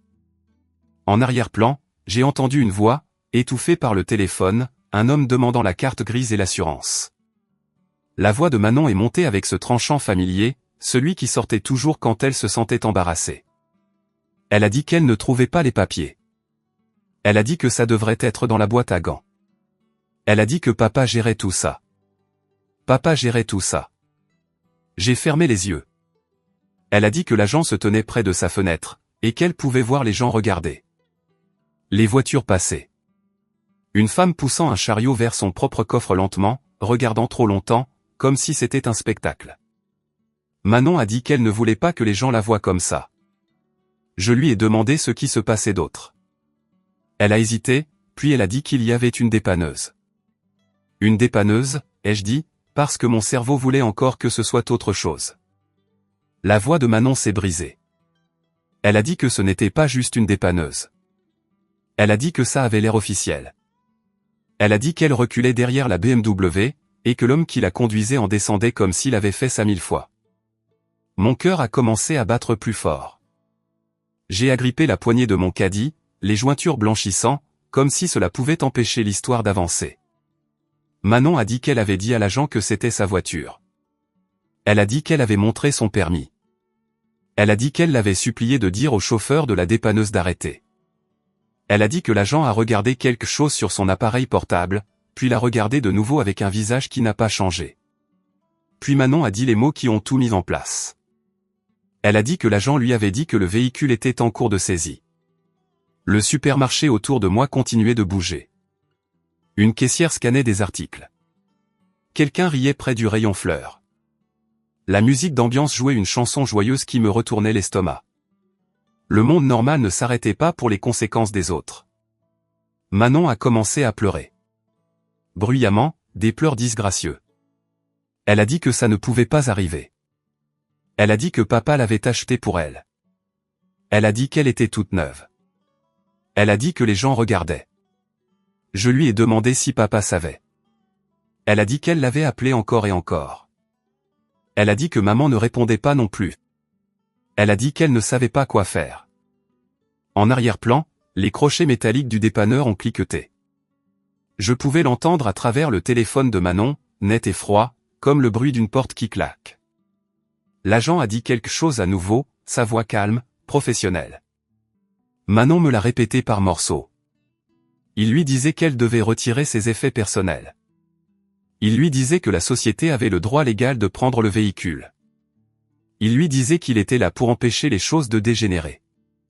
Empêcher les choses de dégénérer. Comme si la BMW n'était pas l'escalade. Comme si toute la situation n'était pas déjà en train de brûler. La voix de Manon est devenue frénétique. Elle a dit qu'elle ne comprenait pas. Elle a dit que papa avait promis qu'elle était payée. Elle a dit que c'était un cadeau de fin d'études. Elle a dit qu'il avait dit de ne pas s'inquiéter des paiements. J'ai avalé difficilement. Cette partie n'était pas surprenante. Papa avait toujours été confiant quand il tendait un rêve à quelqu'un. Le problème était qu'il n'avait jamais été confiant sur les détails après l'arrivée du rêve. Manon a dit qu'elle voulait appeler la fourrière et leur dire que c'était une erreur. Elle a dit qu'elle voulait appeler la banque. Elle a dit qu'elle voulait appeler quelqu'un qui pourrait arranger ça. Je lui ai demandé si elle avait des papiers dans la voiture. Elle a dit non. Elle a dit que papa gardait tout. Bien sûr qu'il le faisait. La caissière de ma fille a demandé si je payais par carte ou en espèces. J'ai cligné des yeux, réalisé que c'était mon tour, et j'ai tendu ma carte avec une main qui semblait déconnectée de mon corps. J'ai payé, rassemblé mes sacs et je suis sorti sur le parking, mon téléphone pressé contre l'oreille, mon cœur battant la chamade. Dehors, l'air mordait mon visage. J'ai posé les sacs de course dans mon coffre et je me suis appuyé contre la voiture pour garder l'équilibre. Manon pleurait toujours. Elle a dit qu'elle ne pouvait pas croire ça. Elle a dit que c'était humiliant. Elle a dit que tout le monde pouvait la voir. Elle a dit qu'elle avait l'impression de rétrécir dans sa propre peau. Puis elle a dit la phrase qui m'a tout dit sur la façon dont elle vivait. Elle a dit qu'elle voulait juste une voiture comme ses amis. Pas une voiture sûre. Pas une voiture fiable. Une voiture comme ses amis. Je l'ai imaginée dans cette BMW, souriant pour des photos, la postant en ligne, laissant les gens la féliciter comme si elle avait gagné quelque chose. J'ai imaginé papa dans le garage à Noël, fier de lui, fier d'elle, fier de l'image. J'ai imaginé maman riant comme si tout ça était une douce histoire. Et j'ai imaginé les mois silencieux après mon départ, les réparations que papa avait payées de sa poche, l'épargne qui se vidait, les factures qui s'empilaient. Quelque chose devait céder. Maintenant, c'était cédé en public. Manon a dit que le dépanneur lui disait de reculer. Elle a dit que la voiture était déjà accrochée. Elle a dit qu'elle pouvait entendre le treuil gémir, tirant la BMW en position comme un animal capturé. Elle a dit que l'agent lui avait dit de signer quelque chose reconnaissant que ses affaires avaient été retirées. Elle a dit que ses mains tremblaient tellement qu'elle pouvait à peine tenir le stylo. Je lui ai demandé à nouveau si elle était en sécurité. Elle a dit oui, mais sa voix tremblait. Elle a dit qu'elle avait envie de vomir. Je lui ai dit de prendre son sac à main, son chargeur de téléphone, tout ce qui était personnel. Je lui ai dit de respirer. Je lui ai dit de rentrer à la maison en sécurité. Elle m'a agressé alors, et la Manon que je connaissais a surgi à travers les larmes. Elle a dit, comment je suis censé rentrer? Elle a dit, la voiture est mon moyen de rentrer. Elle a dit, c'est de ta faute. C'était là. Le vieux réflexe. Blâmer la personne la plus proche qui avait l'habitude d'arranger les choses. Je n'ai pas discuté. Je ne me suis pas défendu. Je ne lui ai pas rappelé que papa m'avait dit de dégager. Je ne lui ai pas rappelé les chaussettes. Je ne lui ai pas rappelé les années où j'avais payé pour des systèmes qu'elle n'avait jamais même remarqués. J'ai juste écouté. Au loin derrière elle, j'ai entendu le moteur de la dépanneuse monter en régime. Le son est devenu plus fort, puis a commencé à s'éloigner. Manon a fait un bruit d'étouffement, comme si elle venait de regarder quelque chose mourir. Elle a dit qu'elle était partie. Sa voix était plate maintenant, vidée. Elle a dit que le nœud n'était plus dessus. Elle a dit qu'elle ressemblait à n'importe quelle autre voiture quand elle était traînée, comme si elle n'avait jamais été spéciale au départ. Elle a dit que les gens regardaient encore. Je lui ai demandé à nouveau si papa avait rappelé. Elle a dit non. Elle a dit que maman ne répondait pas. Elle a dit qu'elle se sentait abandonnée. Pendant un bref instant, quelque chose de tendre a bougé en moi. Pas de la pitié exactement, mais une reconnaissance. Manon avait été élevée en croyant que le monde la rattraperait avant qu'elle ne tombe. On ne lui avait jamais appris à atterrir. Je lui ai dit d'appeler un VTC. Je lui ai dit de rentrer. Je lui ai dit de raconter à papa ce qui s'était passé quand elle arriverait. Manon a recommencé à pleurer, mais plus doucement cette fois, comme si elle manquait d'énergie. Elle m'a demandé ce que papa allait faire. La question est tombée lourdement. Qu'est-ce que papa allait faire? C'était ce que ma famille demandait toujours quand quelque chose tournait mal. Pas qu'est-ce qu'on va faire? Pas que peut-on changer? Qu'est-ce que papa va faire? Et pour la première fois, je n'avais pas de réponse. J'ai dit que je ne savais pas. Manon s'est tue. Puis elle a dit quelque chose de petit, presque comme si elle se parlait à elle-même. Elle a dit que papa allait être tellement en colère. En colère, pas honteux. En colère, pas inquiet. En colère. J'ai imaginé papa apprenant la nouvelle. La façon dont son visage se crisperait. La façon dont sa voix s'aiguiserait. La façon dont il chercherait un moyen de faire en sorte que ce soit la faute de quelqu'un d'autre. La dépanneuse avait fait son travail. L'agent avait fait son travail. Le prêteur avait fait son travail. La réalité avait fait son travail. Papa allait se retrouver avec une seule chose. Des conséquences. Manon a raccroché peu après, disant qu'elle devait sortir du parking, que les gens regardaient encore, qu'elle ne pouvait plus rester là. Sa voix donnait l'impression qu'elle avait vieilli de 10 ans en un après-midi. Quand l'appel s'est terminé, je suis resté appuyé contre ma voiture pendant un long moment, fixant les rangées de véhicules garés, les caddies et les gens entrant et sortant du magasin comme si de rien n'était. J'ai pensé au garage à Noël, aux applaudissements, à la fierté. J'ai pensé à l'étiquette de prix sur mes chaussettes. J'ai pensé à la voix ferme de papa me disant de prendre ça ou de sortir. Et maintenant j'imaginais Manon sur le bord de la route regardant une dépanneuse emporter son rêve. L'enfant chéri, humilié en plein jour. Je n'ai pas ressenti de joie. J'ai ressenti quelque chose de plus calme et de plus dur, comme une vérité qui s'installait. Leur monde avait été construit sur une fondation qui dépendait de mon silence et de mes paiements sans question. Au moment où j'ai arrêté, les fissures ne sont pas apparues. Elles étaient déjà là. Elles se sont juste finalement montrées. Je suis monté dans ma voiture, j'ai tourné la clé et j'ai conduit chez moi avec mes courses sur le siège arrière, le chauffage réchauffant mes mains, mon esprit trop lucide pour être confortable. Au moment où je me suis garé et que j'ai monté les sacs, je savais que les prochains appels arrivaient. Et je savais aussi que je n'allais pas les arrêter. Les appels sont venus quand même. Pas tous en même temps. Pas dans un rush comme avant. Ils sont venus par vagues, espacés par des jours de lourd silence. Le genre de silence qui s'épaissit de crainte. Je n'ai pas entendu parler des lettres tout de suite. J'en ai entendu parler comme on entend parler d'une tempête après qu'elle a déjà ravagé la ville. Des morceaux d'informations éparpillés, incomplets, transmis par des voix qui semblaient usées. Le premier message est venu de maman. Pas un appel. Un court SMS qui disait « On a reçu du courrier aujourd'hui. » Beaucoup. Je n'ai pas répondu. Quelques jours plus tard, Manon a envoyé une photo. Juste une. Une enveloppe sur la table de la cuisine avec le sceau de Marianne imprimé dans le coin. L'adresse de l'expéditeur racontait à elle seule l'histoire. Centre des finances publiques.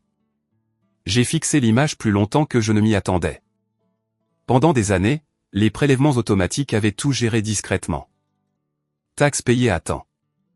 Pas de drame. Pas d'avis scotché aux portes.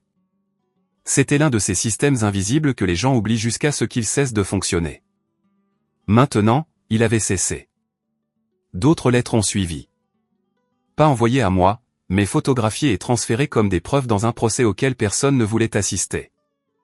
Des avis de la banque concernant des impayés sur le crédit.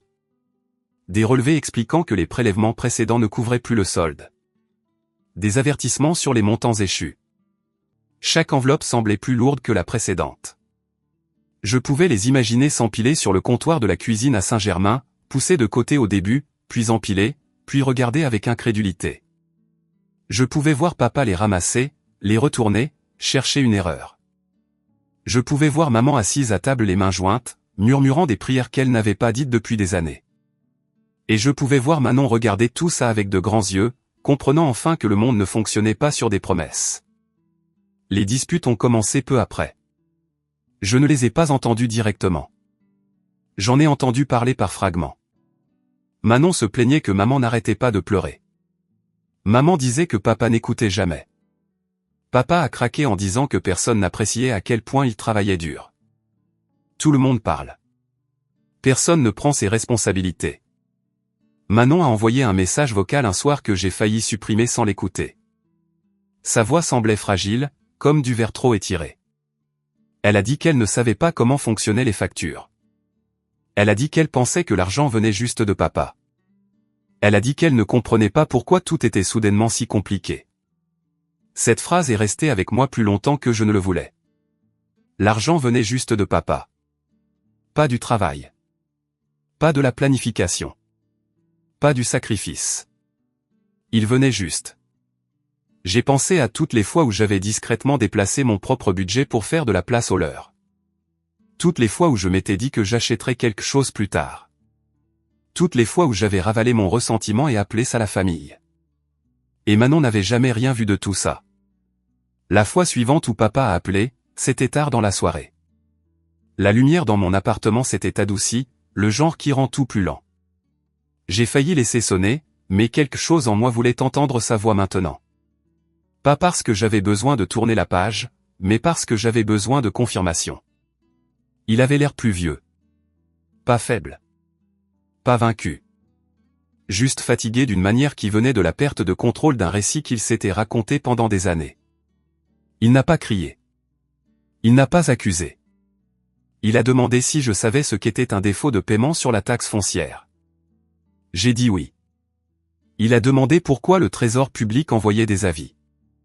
J'ai dit parce que les paiements n'étaient plus effectués. Il s'est tu un long moment. Puis il a dit qu'il pensait que tout s'arrangerait tout seul. Ces mots sont tombés lourdement. S'arranger tout seul. C'était ça son plan. Pas une stratégie. Pas un budget. Une croyance. Il a admis alors ce que Manon avait seulement soupçonné. Il a dit qu'il avait acheté la BMW discrètement. Il a dit qu'il ne l'avait pas dit à maman au début. Il a dit qu'il ne pensait pas que ce serait un problème. Il a dit que Manon parlait depuis des mois du fait que ses amis avaient toutes de nouvelles voitures. Il a dit qu'elle travaillait dur. Il a dit que c'était un cadeau de fin d'études. Il a dit qu'il voulait faire quelque chose de spécial. Il a dit qu'il supposait que les choses resteraient bien. Je me suis adossé à mon canapé et j'ai fermé les yeux. Il ne s'était pas demandé s'il pouvait se le permettre. Il n'avait pas fait les calculs. Il n'avait pas regardé l'impact à long terme. Il avait regardé sa fille et sa fierté et le moment présent. Et il avait compté sur moi sans jamais prononcer mon nom. Il a dit qu'il pensait que si quelque chose arrivait, on trouverait une solution. Il a dit que la famille trouve toujours une solution. Je lui ai dit que la famille trouve une solution avait signifié moi trouvant une solution. Seul. Il n'a pas contesté. Ce silence m'en disait plus que n'importe quelle excuse. Les lettres continuaient d'arriver. Derniers avis. Montants échus. Explications imprimées dans un langage froid qui ne se souciait pas des intentions ou de l'amour ou de la fierté. Juste des soldes. Des échéances. Des conséquences. Manon a arrêté d'envoyer des photos au bout d'un moment. Je pense qu'elle a arrêté d'ouvrir le courrier. Maman a commencé à appeler ma tante plus souvent. J'ai entendu ça par une cousine qui a appelé pour prendre de mes nouvelles, sa voix prudente, comme si elle entrait dans une pièce avec du verre brisé au sol. Elle a demandé si les choses allaient vraiment si mal. J'ai dit oui. Elle a demandé si j'aidais. J'ai dit non. Il y a eu une pause. Puis elle a dit qu'elle comprenait, mais elle n'avait pas l'air sûre. Je ne me suis pas expliqué. J'avais appris à ce moment-là que les explications étaient des invitations à argumenter. À l'intérieur de la maison, la dynamique a changé d'une manière que je pouvais ressentir à des kilomètres. Papa n'était plus le centre stable. Il réagissait maintenant, il ne menait plus. Maman oscillait entre panique et déni. Manon oscillait entre colère et peur. Et je n'étais plus la poutre de soutien invisible qui maintenait tout debout. Un soir, papa a appelé à nouveau. Cette fois, sa voix était plate. Il a dit qu'il était allé à la banque. Il a dit qu'il s'était assis en face d'un homme plus jeune que lui qui parlait sur un ton prudent. Il a dit qu'ils avaient posé les chiffres. Il a dit que la marge d'erreur avait disparu. Il a dit qu'il ne reconnaissait pas la situation dans laquelle il se trouvait.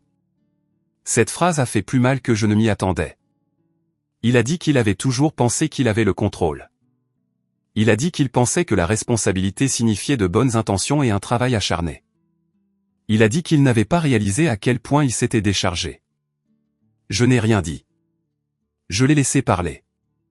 Il a dit qu'il ne savait pas comment réparer ça. C'était le moment que j'attendais sans m'en rendre compte. Pas l'effondrement. Pas le drame. L'aveu. Papa ne savait pas comment réparer ça. Et je ne suis pas intervenu.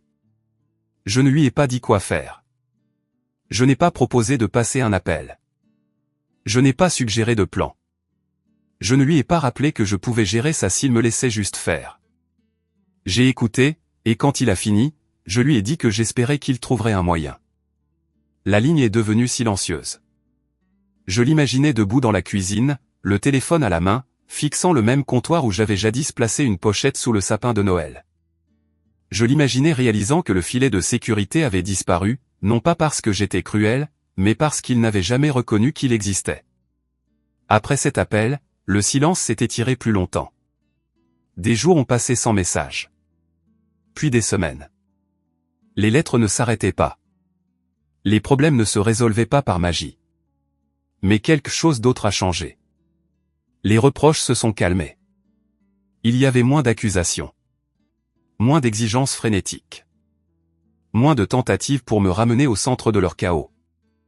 Ils étaient trop occupés à gérer les conséquences pour se concentrer sur le contrôle du récit. J'étais assise dans mon appartement un soir, pliant du linge, écoutant le doux bourdonnement du sèche-linge à travers le mur, et j'ai ressenti un mélange étrange de deuil et de soulagement. Deuil pour la famille que je pensais avoir. Soulagement de ne plus avoir à faire semblant. Papa avait perdu le contrôle, non pas dans une explosion dramatique, mais dans un lent effilochage d'hypothèses. Il ne pouvait pas commander aux mathématiques. Il ne pouvait pas charmer les échéances. Il ne pouvait pas tendre un rêve à quelqu'un d'autre et s'attendre à ce qu'il tienne debout pour toujours. Et pour la première fois de ma vie, cette perte de contrôle ne m'a pas ramené à l'intérieur. Elle m'a poussé plus loin dehors. Je suis allé me coucher ce soir-là en sachant que quoi qu'il arrive ensuite, ce ne serait pas résolu par moi. Et cela ressemblait à la fois à une fin et à un début. Quelque chose a changé après cela. Pas à l'intérieur de la maison à Saint-Germain, mais à l'extérieur. dans le cercle plus large dont ma famille s'était toujours souciée plus qu'elle ne l'admettait. Le cercle des parents, des amis de la paroisse, des voisins, des gens qui souriaient poliment au fait et tenaient les comptes en silence. Au début, je n'en ai pas entendu parler du tout. Mon téléphone restait la plupart du temps silencieux. Pas d'appels tardifs. Pas de longs SMS remplis d'accusations ou de culpabilité. Juste le silence. Et puis, lentement, le silence s'est brisé d'une manière différente. Une cousine à qui je n'avais pas parlé depuis des mois a appelé un après-midi. Sa voix était hésitante, prudente. Elle a dit qu'elle voulait prendre de mes nouvelles. Elle a dit qu'elle avait entendu dire que les choses étaient tendues. J'ai demandé ce qu'elle avait entendu. Elle a fait une pause, puis a dit que les gens étaient confus. Elle a dit que tout le monde pensait que j'étais celle qui faisait des drames à Noël. Elle a dit que c'était l'histoire qui circulait au début. Que j'avais surréagi. Que j'étais jalouse. Que j'étais partie pour une paire de chaussettes. Je l'ai laissé finir. Puis elle a dit que quelque chose avait changé. Elle a dit que les gens avaient commencé à poser des questions. Elle a dit que quelqu'un lors d'un rassemblement familial avait demandé à papa comment Manon aimait sa nouvelle voiture. Elle a dit que papa était devenu silencieux. Elle a dit que maman était intervenue et avait changé de sujet. Elle a dit que la salle l'avait remarqué. Un autre parent a demandé plus tard pourquoi Manon faisait tous ses trajets avec maman. Quelqu'un d'autre a plaisanté sur le prix de l'essence et a dit qu'au moins Manon avait une BMW pour s'en inquiéter. Manon a apparemment quitté la pièce. Les questions ne s'arrêtaient pas. Où est la voiture? Pourquoi Manon emprunte-t-elle des trajets? L'avez-vous déjà vendue? Je pouvais l'imaginer. Les sourires polis. Le ton décontracté. La façon dont les gens sondent sans avoir l'air de sonder. Ma cousine a dit que finalement quelqu'un a demandé carrément. Elle a dit que ce n'était pas impoli. Juste curieux. Elle a dit que papa avait l'air d'avoir avalé quelque chose d'acide. L'histoire n'est pas sortie proprement. Ça n'arrive jamais. Des morceaux ont été partagés. Des détails adoucis. La responsabilité floutée. Mais la vérité a une façon de faire surface même quand les gens essaient de l'enterrer sous des explications. La voiture avait été reprise. Saisie est un mot qui tombe lourdement dans une pièce comme celle-là. Il porte un jugement, que quelqu'un le veuille ou non. Après cela, le ton a changé. J'ai eu des nouvelles d'une tante qui ne m'avait pas appelé depuis des années. Elle a laissé un message vocal qui commençait par « Je voulais juste prendre de tes nouvelles ». Elle a dit que les familles peuvent être compliquées. Elle a dit que parfois les gens attendent trop sans s'en rendre compte. C'était nouveau. Une autre cousine m'a envoyé un message tard un soir. Elle a dit qu'elle avait entendu dire que je payais beaucoup de factures avant. Elle a dit « Je ne savais pas ça ». Elle a dit « C'est beaucoup pour une seule personne ». Beaucoup. C'était la première fois que quelqu'un dans ma famille reconnaissait le poids que je portais sans le minimiser immédiatement. Pendant ce temps, les questions ne s'arrêtaient pas pour papa et maman. Les gens posaient des questions sur la maison. Sur le travail. Sur pourquoi papa avait l'air si fatigué ces derniers temps. Sur pourquoi maman avait arrêté d'organiser les déjeuners du dimanche. De petites choses. Des observations. Le genre qui s'accumule. Manon le ressentait le plus. Elle a arrêté de poster en ligne entièrement. Pas de photos. Pas de mise à jour. Pas de légende vague sur la gratitude ou la croissance. Elle a arrêté de sortir avec des amis aussi souvent. Quand elle le faisait, elle empruntait la voiture de maman ou se faisait conduire. Les gens remarquaient. Quelqu'un lui a demandé directement où était sa BMW. J'en ai entendu parler par elle, des semaines plus tard, dans un message vocal qui semblait plus vaincu qu'en colère. Elle a dit qu'elle ne savait pas quoi dire. Elle a dit qu'elle se sentait stupide. Elle a dit que tout le monde se souvenait à quel point elle avait été excitée, comment elle avait pleuré dans le garage, comment elle avait parlé de road trips et de sièges en cuir. Elle a dit que maintenant il n'y avait rien à montrer. Je n'ai pas répondu. Non pas parce que je m'en fichais, mais parce que j'avais appris que m'expliquer ne changeait jamais la façon dont les gens voyaient les choses. Le silence, si. Papa a essayé de prendre les devants au début. Il a appelé quelques parents. Il a présenté ça comme un mauvais timing. Un malentendu. Une mauvaise passe. Il a dit que les choses rentreraient dans l'ordre bientôt. Mais les faits ne soutenaient pas l'histoire. La maison était plus calme. Les routines ont changé. La confiance qui rayonnait de lui avait disparu. Les gens pouvaient le sentir même s'ils ne pouvaient pas le nommer. Maman a arrêté d'appeler les gens autant. Elle a arrêté de corriger le récit. Je pense qu'elle était fatiguée d'essayer de maintenir les apparences en public quand tout s'effondrait en privé. Et je suis resté en dehors de ça. Quand les gens me contactaient, je ne racontais pas ma version de l'histoire en entier. Je ne listais pas les chiffres.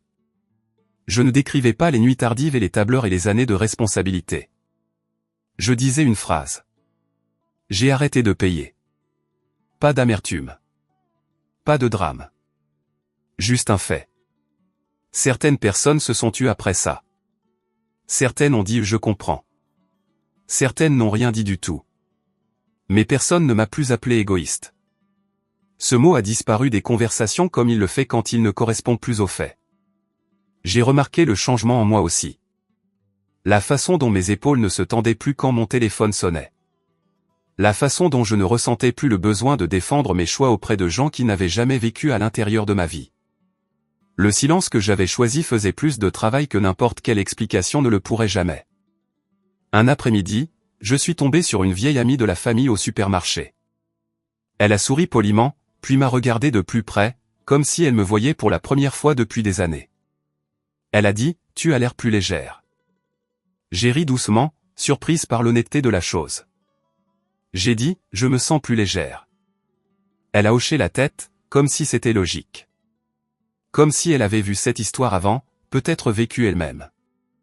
Personne ne m'a plus demandé d'arranger quoi que ce soit. Personne n'a laissé entendre que je devrais intervenir pour le bien de la paix. Personne ne m'a rappelé que la famille passe avant tout. La compréhension tacite avait changé. Les gens ont vu que ce qui s'était passé n'était pas un caprice. C'était une limite. Papa a arrêté de m'appeler pour demander conseil. Quand il appelait, c'était bref. Neutre. Parfois gênant. L'autorité avait disparu de sa voix. À sa place se trouvait de la prudence. Les messages de maman se sont adoucis. Moins d'accusations. Plus de mise à jour. Elle me disait quand Manon commençait à travailler plus d'heures.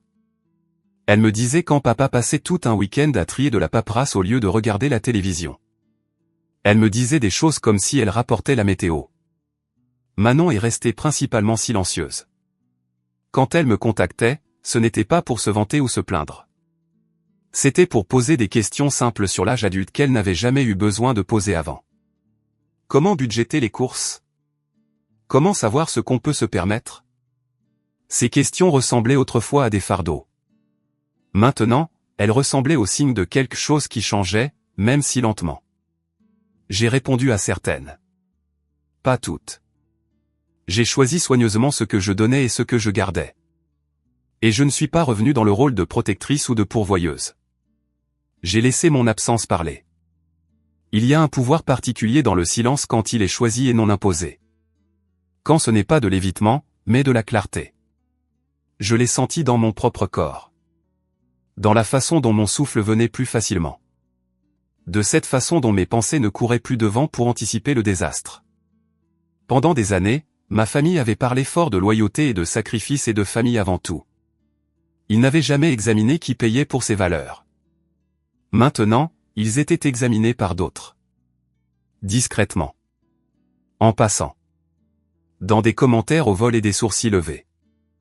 Et je n'ai rien fait pour l'accélérer. J'ai vécu ma vie. Travail. Amis. Soirée qui finissait sans anxiété. Matin qui commençait sans effroi. Le silence autour de mon nom a changé de ton. Il n'était plus tranchant ou critique. Il était réfléchi. Curieux. Parfois respectueux. Je n'avais pas besoin de justification. Je n'avais pas besoin d'excuses. J'avais besoin d'espace. Et je l'avais. Au fil des semaines, j'ai réalisé quelque chose qui m'a surprise. L'histoire n'était plus la mienne à raconter ou à défendre. Elle leur appartenait maintenant. Et le calme que je gardais répondait à toutes les questions auxquelles il ne pouvait pas répondre. La vie sans être le filet de sécurité n'est pas arrivée d'un coup. Elle est venue par petits moments qui semblaient presque ennuyeux au début. L'absence de crise était si peu familière que mon corps ne lui faisait pas confiance. Je me réveillais certains matins le cœur battant, me préparant à un problème qui ne venait jamais. Puis je réalisais que rien n'allait mal. J'allais au travail. Je répondais aux emails. Je participais à des réunions sans que la moitié de mon attention ne dérive vers mon téléphone. Le bruit de fond constant de la responsabilité qui m'avait suivi pendant des années s'est lentement estompé, comme un bourdonnement d'oreilles qu'on ne remarque pas jusqu'à ce qu'il s'arrête. Mon patron, Julien, a remarqué le changement avant moi. Un après-midi, il m'a demandé de rester après une réunion. Son ton était décontracté, mais ses yeux étaient concentrés d'une manière qui me disait que ce n'était pas une conversation banale. Il a dit qu'il avait observé mon travail de près. Il a dit que je semblais plus présente ces derniers temps. Plus décisive. Il a dit qu'il me faisait confiance pour quelque chose de plus grand. J'ai senti une lueur de surprise, suivie de quelque chose de plus chaud. De la fierté, peut-être. Ou du soulagement. Pendant des années, j'avais été compétente. Fiable. Celle sur qui les gens s'appuyaient. Mais j'étais aussi fatiguée. Distraite. Coupée en deux entre ma propre vie et le labeur invisible qui m'attendait à la maison. Maintenant, il y avait de l'espace. Julien a commencé à m'inclure dans des conversations dont je n'avais jamais fait partie auparavant. Planification budgétaire. Stratégie à long terme. Décision qui nécessitait une pensée claire et un suivi. Je n'hésitais pas comme avant. Je ne doutais pas de moi-même. J'ai réalisé que j'avais fonctionné en mode survie si longtemps que j'avais oublié ce que ça faisait de construire au lieu de colmater. Mes finances ont changé aussi, non pas parce que j'avais soudainement plus d'argent, mais parce que l'argent que je gagnais restait enfin là où il devait être.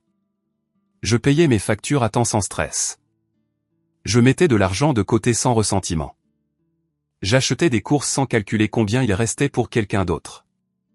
Ce n'était pas du luxe. C'était stable. Je cuisinais plus. Des repas simples.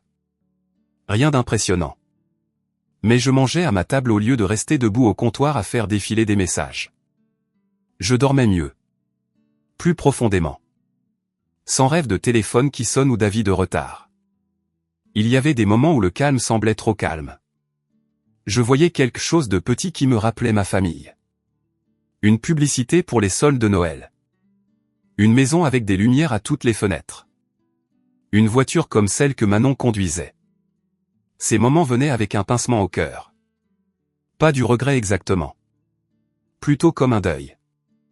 Il me manquait parfois. Ou peut-être que l'idée de me manquait. La version de la famille dans laquelle j'avais passé des années à essayer de gagner ma place. Je me laissais ressentir cette tristesse sans agir dessus. Il y avait des jours où la culpabilité s'insinuait, non invitée. Elle chuchotait que je les avais abandonnés. Que j'avais choisi la paix plutôt que la loyauté. Que je devrais prendre plus de nouvelles, faire plus, être plus. Ces jours-là, je me rappelais la table. Les chaussettes. Les mots qui me disaient exactement où je me situais. Prends-le ou sors d'ici. J'étais sorti. Et j'étais toujours debout. La partie la plus étrange a été de réaliser combien d'énergie j'avais dépensé à attendre que quelque chose tourne mal. Même des semaines après que le chaos soit retombé, je me surprenais à scanner le danger. Vérifiant mon téléphone par réflexe. Répétant mentalement des réponses à des urgences qui ne venaient jamais. Un soir, alors que j'étais assise sur mon canapé à lire, ça m'a frappé soudainement. Je n'attendais pas de crise. Cette pensée m'a arrêté net. J'ai fermé le livre et j'ai fixé le mur, laissant la réalisation pénétrer. Pour la majeure partie de ma vie d'adulte, j'avais vécu dans un état d'anticipation, toujours prêt à intervenir, toujours paré à l'impact. Cette tension avait tout façonné. Mes choix. Mes relations. Mon sens de moi-même. Sans elle, je me sentais plus légère et aussi incertaine, comme quelqu'un qui apprend à marcher sans armure. Julien a repris des nouvelles de moi quelques semaines plus tard. Il a demandé comment j'allais, vraiment. Pas de la manière polie dont les gens demandent quand ils attendent une réponse polie. Il a dit que je semblais différente, dans le bon sens. Je lui ai dit la vérité sans les détails. J'ai dit que certaines responsabilités personnelles avaient changé. J'ai dit que j'avais enfin de la place pour me concentrer. Il a hoché la tête comme s'il comprenait plus que ce que je disais. Les gens qui ont un peu vécu comprennent généralement. À la maison, mes routines sont devenues des ancres. Café du matin près de la fenêtre. Une promenade après le dîner. Musique douce pendant que je faisais le ménage. De petits actes de soins pour lesquels je n'avais jamais eu la disponibilité auparavant. J'ai arrêté de m'expliquer aux gens qui n'avaient pas besoin d'explications. Quand des nouvelles de la famille me parvenaient, elles venaient indirectement. Un message de maman sur Manon travaillant plus d'heures. Une brève mise à jour de papa sur le tri de la paperasse. Des informations neutres, partagées sans attente. Je répondais quand cela semblait juste. Brièvement. Gentiment. Sans offrir de solution. J'ai remarqué que mes réponses n'étaient plus suivies de demandes. La dynamique avait changé. Je n'étais plus la solution. Cette vérité s'est installée lentement, comme la poussière après un long trajet sur une route de gravier. Il y avait des nuits où je pensais à la version plus jeune de moi-même. Celle qui croyait que l'amour était quelque chose qu'on prouvait par l'endurance. Celle qui pensait qu'être nécessaire était la même chose qu'être valorisé. J'aurais voulu pouvoir lui dire que ce n'était pas le cas. Mais peut-être qu'elle avait besoin de l'apprendre à la dure, comme je l'ai fait. Un samedi matin, je me suis réveillé tard et je suis resté au lit à écouter la pluie contre la fenêtre. Pas d'agenda. Pas d'urgence. Juste le temps s'étirant devant moi comme une route ouverte. J'ai souri au plafond, un petit sourire privé, et j'ai senti quelque chose bouger à nouveau. Je ne retenais pas mon souffle. Cela peut sembler insignifiant, mais pour moi, cela semblait monumental. Je me suis levé, j'ai fait du café et j'ai laissé la journée se dérouler sans la forcer à être utile. J'ai fait des courses. J'ai répondu à quelques emails. J'ai retrouvé une amie pour le déjeuner et j'ai ri sans vérifier mon téléphone toutes les 5 minutes. Sur le trajet du retour, arrêté à un feu rouge, j'ai croisé mon reflet dans le rétroviseur. J'avais l'air fatigué, mais pas usé. Concentré, mais pas tendu. Je ressemblais à moi-même. La culpabilité n'a pas disparu complètement. Elle ne disparaîtra probablement jamais. L'amour laisse des marques même quand on trace des limites. Mais la culpabilité ne dirigeait plus ma vie. J'avais appris quelque chose que je ne savais pas avoir besoin d'apprendre. Que prendre du recul ne signifiait pas que j'étais sans cœur. Cela signifiait que j'étais honnête. Que la paix n'était pas quelque chose qu'on attendait de recevoir. C'était quelque chose qu'on choisissait, même quand cela décevait les gens qui bénéficiaient de votre sacrifice. J'ai tourné dans ma rue et j'ai garé ma voiture, la même que celle avec laquelle j'étais parti de Saint-Germain des mois plus tôt. Cela semblait être il y a une éternité et aussi comme hier. En montant les escaliers vers mon appartement, clé en main, je me sentais stable. Ancré. Je ne vivais plus en réaction. Je vivais vers l'avant. Et je savais, au fond de moi, que quoi qu'il arrive ensuite, je l'affronterais sans m'abandonner à nouveau. La conversation a eu lieu des mois plus tard, pas dans un affrontement dramatique, pas autour d'une table de fête, pas avec des témoins. Elle a eu lieu un après-midi ordinaire où l'air semblait neutre et où rien ne brûlait. Papa a appelé et a demandé si nous pouvions parler. Pas exiger. Demander. Je lui ai dit oui. Nous nous sommes retrouvés dans une petite brasserie à mi-chemin entre mon appartement et la maison de Saint-Germain. Le genre d'endroit avec des banquettes en moleskine et le bruit des tasses à café et un faible bourdonnement de conversation qui rendait l'intimité possible sans isolement. Maman était déjà là quand je suis arrivé. Elle s'est levée quand elle m'a vu, a hésité, puis s'est rassise. Son sourire était prudent, étudié. Papa s'est levé plus lentement. Il semblait plus mince que dans mes souvenirs. Plus vieux d'une manière qui n'avait rien à voir avec le temps. Nous avons commandé de la nourriture que nous avons à peine touchée. Pendant un moment, personne ne savait comment commencer. Nous avons parlé de choses neutres. La météo. La circulation. Un voisin qui avait déménagé. C'était gênant, mais c'était honnêtement gênant, pas le genre où tout le monde fait semblant que rien ne va mal. Finalement, papa s'est raclé la gorge et a regardé ses mains. Il a dit qu'il voulait expliquer quelque chose. J'ai attendu. Il a dit qu'il avait acheté la voiture parce qu'il voulait que Manon se sente spéciale. Il a dit qu'elle en parlait depuis longtemps. Il a dit que ses amies semblaient toutes avoir des choses qu'il n'avait jamais eues en grandissant, et qu'il voulait lui donner quelque chose qu'il n'avait pas pu se donner à lui-même à l'époque. Il a dit que ça semblait être la bonne chose sur le moment. Il a admis qu'il n'avait pas réfléchi. Il a admis qu'il supposait que tout resterait pareil. Il a admis qu'il ne m'avait jamais demandé combien je couvrais ou à quel point les choses étaient proches du bord. Il a dit qu'il pensait qu'être un bon père signifiait dire oui. Les mots ont atterri doucement entre nous. Maman a parlé ensuite. Elle a dit qu'elle avait ri ce soir-là parce qu'elle ne savait pas quoi faire d'autre.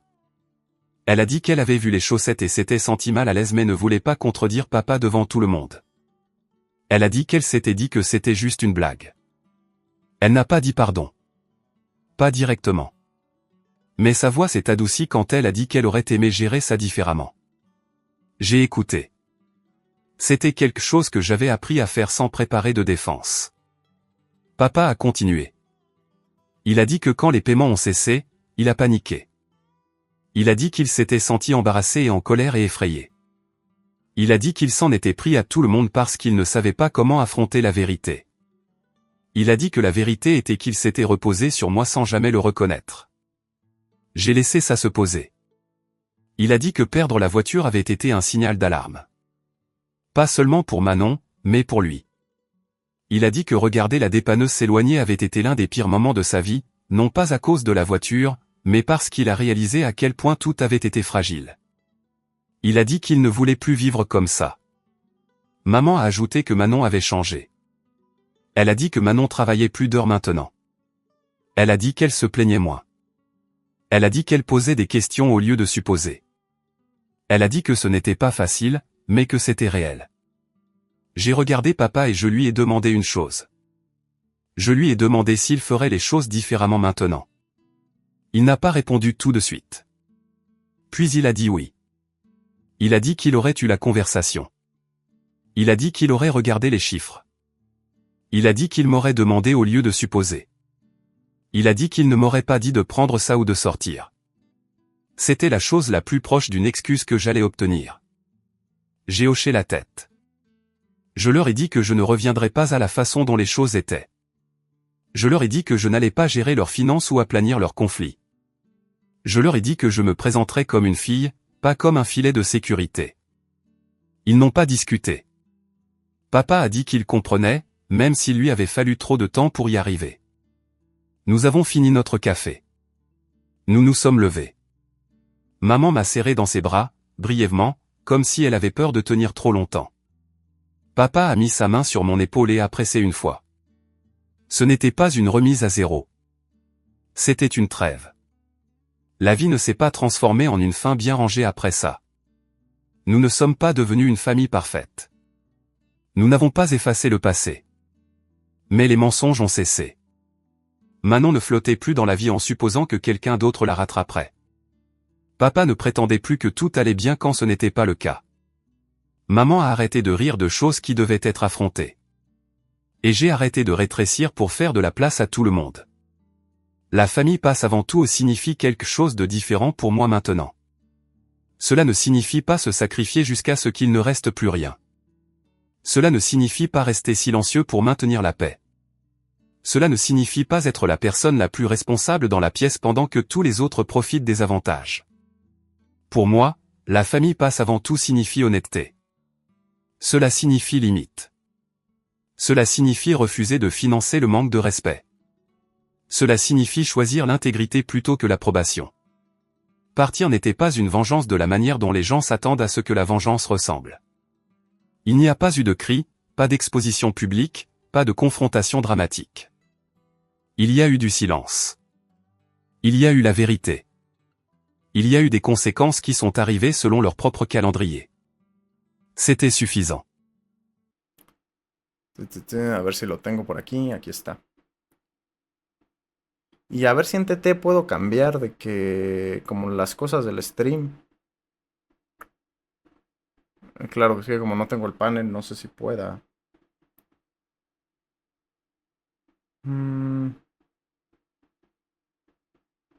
Si no, da igual, no pasa nada por no cambiarlos. Me manda Soli, es que no le entendía a tu user. Ahorita te lo pongo en pantalla, que es más fácil que ustedes me agreguen a mí. O sea, es más fácil para mí. Pero ahorita te lo pongo en pantalla. Emperador People. No, ahorita agrégame. Es que es más fácil que tal. Pero déjame primero pongo el juego, porque sé que ahorita no están viendo nada. Entonces... Roblox. Ahí está. Y en TikTok no se va a ver porque no tengo escena del Roblox. Entonces tengo que añadir esto. Poner...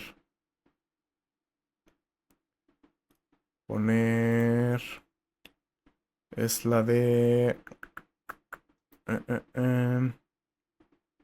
Window. Creo. Sí. Y el Roblox. Añadir. Y claro, no se va a ver. Necesito moverlo. O sea, sí se va a ver, pero se va a ver mal colocado. Ah. Roblox. Ahí está. Lo hago más pequeño.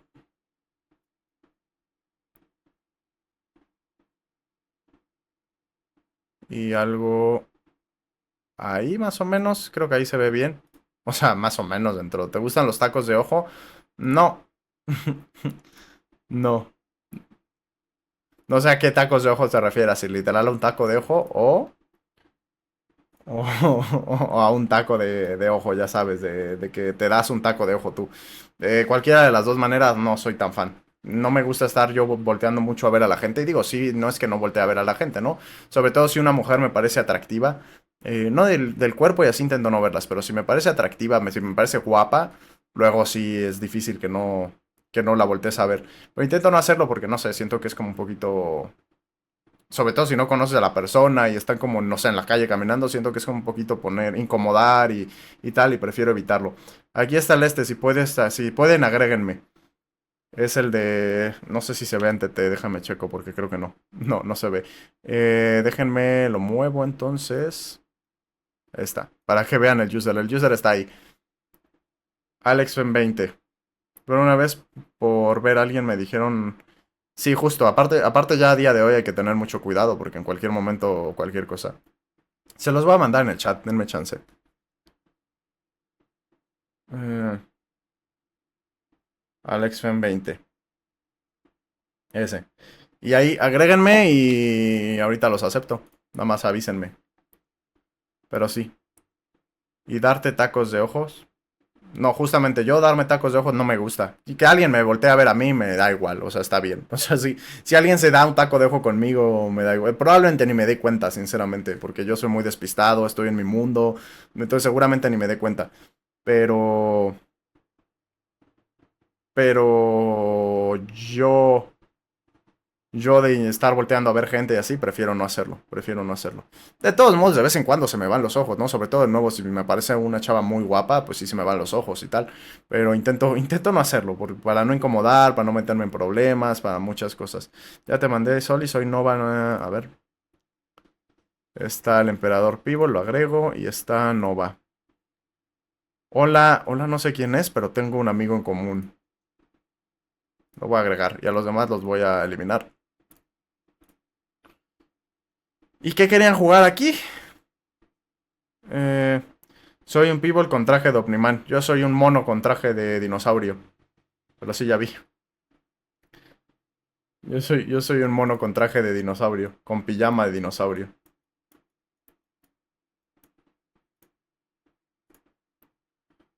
No sé. ¿Rieles? ¿Cuál es el de rieles? El del tren este que solo tienes que ir avanzando y tal. No, ese no me gusta mucho. Casualmente solo los días que aprendes me doy taco de ojos, pero no diré quién es. La chiquis, ¿verdad? Seguramente es de la chiquis. Esa cochinota, digo, ese cochinote de Dani. ¿Qué te gusta jugar, Alex? Rieles muertos, no, rieles no. O sea, pero sí, rieles es ese en el que te subes como a un tren y solamente tienes que ir avanzando y de vez en cuando te encuentras de que un pueblo y así, porque ese me da flojerilla. Y pues a mí que me gusta es que no juego mucho Roblox,